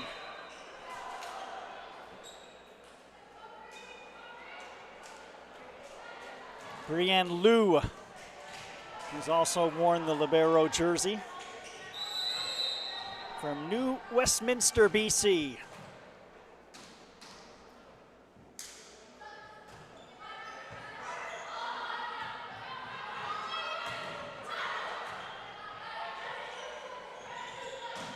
Fung gets on top of it. Royston sends it over. Marcuzzi misdirection.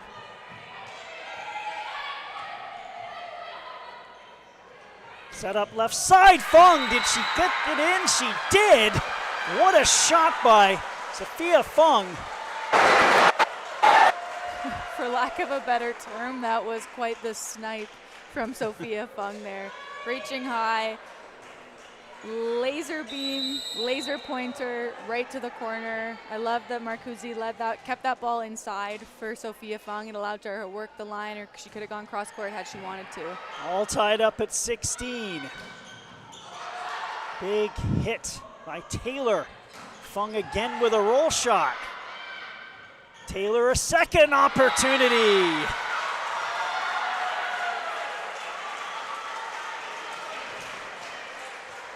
But the point will go to Team Blue.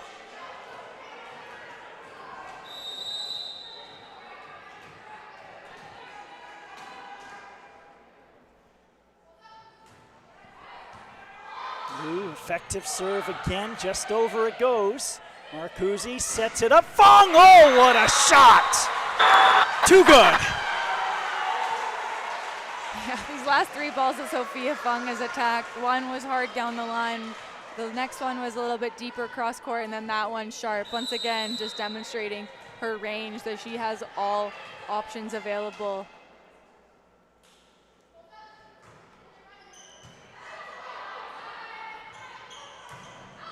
Down the line, but missing was Ryan Scott.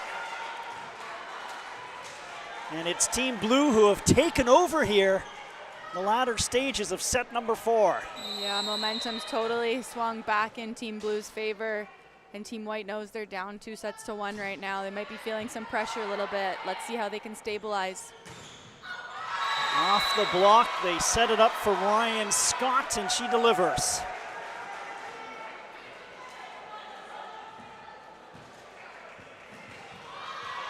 Royston to serve. Drops that one in. Fung, little off balance, but finds the backcourt.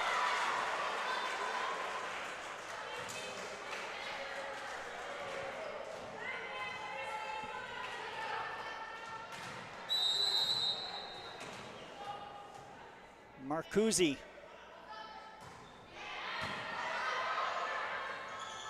Run it right down the pipe, but that's well defended at the net.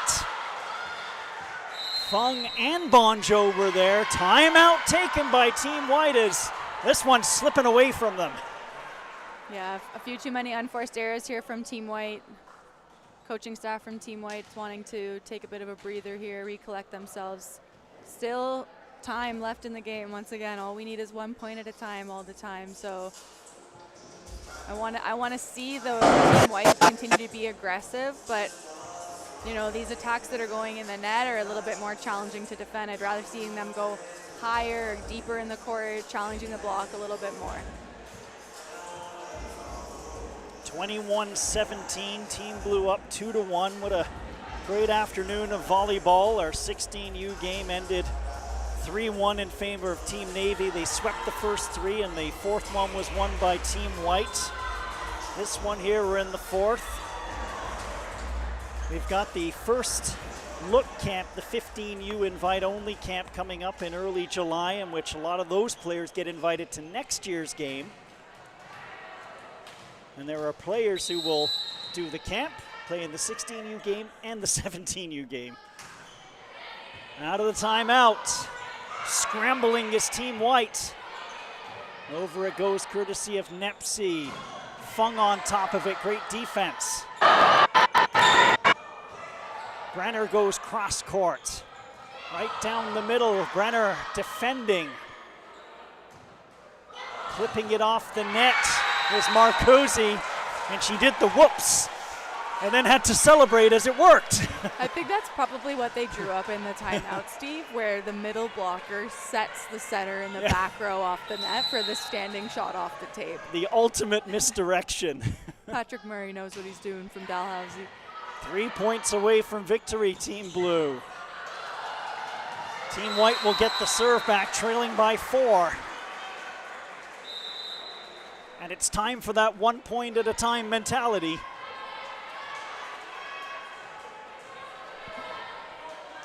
Stella Smith. 6-footer, a setter from Toronto to serve. The lefty. Marcuzzi. They run the middle. Beautiful placement by Kellen Bonjo. Beautiful swing by Kellen Bonjo there.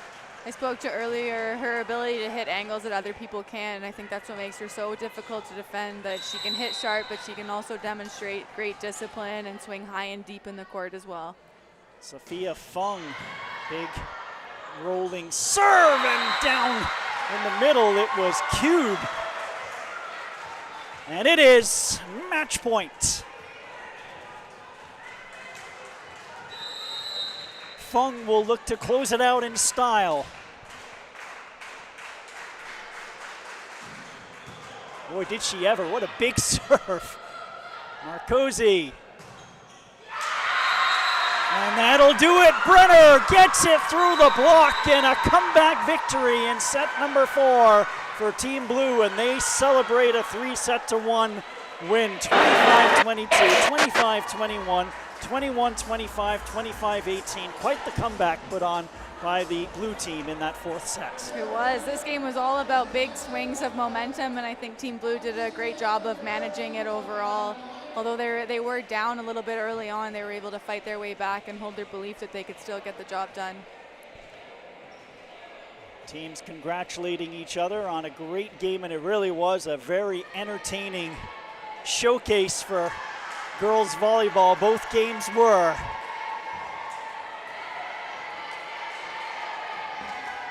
I know your involvement in the game needs no introduction. It's been your life. I've been fortunate to call a couple of national championships for U Sports and call McMaster volleyball in the past, and the game just keeps on getting better, doesn't it? It does, and there's so much opportunity for these young girls to continue to develop their game. Lots of great coaches in our sport across the country, so I'm so excited to continue to watch these girls develop, because we are super fans of each and every one of them, aren't we, Steve? Absolutely.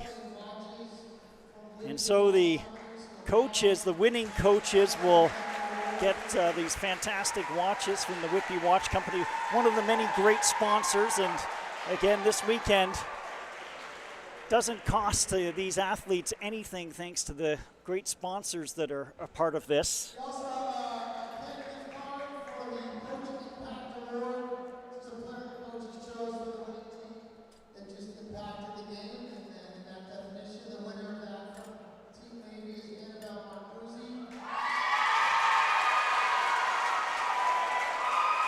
Annabelle Marcuzzi, impact player of the game. Again, like the 16U game, many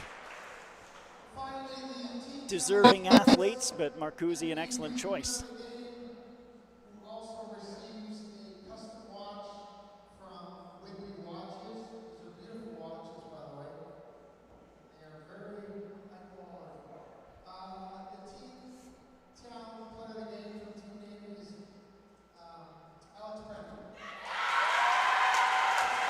Alex Brenner will take that beautiful watch all the way to NC State.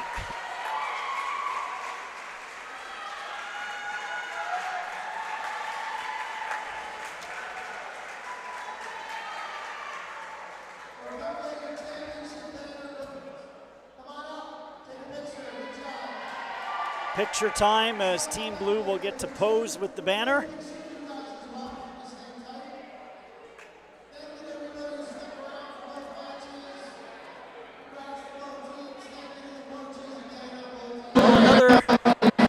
CWENCH All-Canadian Volleyball All-Star afternoon is in the books, and the culmination of 3 great days of volleyball. And we say it again, it's about the athletes here, but you can't do it without Jerry D and how great and how big he supports girls volleyball. And I'm just proud to have my little small corner as working with you and being a part of it. It's always a pleasure working with you, Steve. Thanks for having my back, as this is, not something that I do regularly. I'm just here to enjoy it and soak it all in. So thank you, and thanks to Jerry D for putting this on. In addition to all the tremendous sponsors, we couldn't do it without them. Oh, don't sell yourself short. You're outstanding. Your knowledge of the game is a great benefit to everybody who's watching. And so as the teams pose for pictures, that will just about wrap it up here. And as Jerry talks again about the sponsors that are all around the court with great displays, from Mizuno to CWENCH to Kindrel, Green Park Group, they put together great gifts for the players too. We should add that as well. They go home with some fantastic stuff. And so that will wrap it up from us here in Orangeville. For Julie Gordon, for Jerry D, Steve Clark saying good afternoon from Orangeville. You have been watching the CWENCH All-Canadian U16 and 17 All-Star Games here on CBC Sports.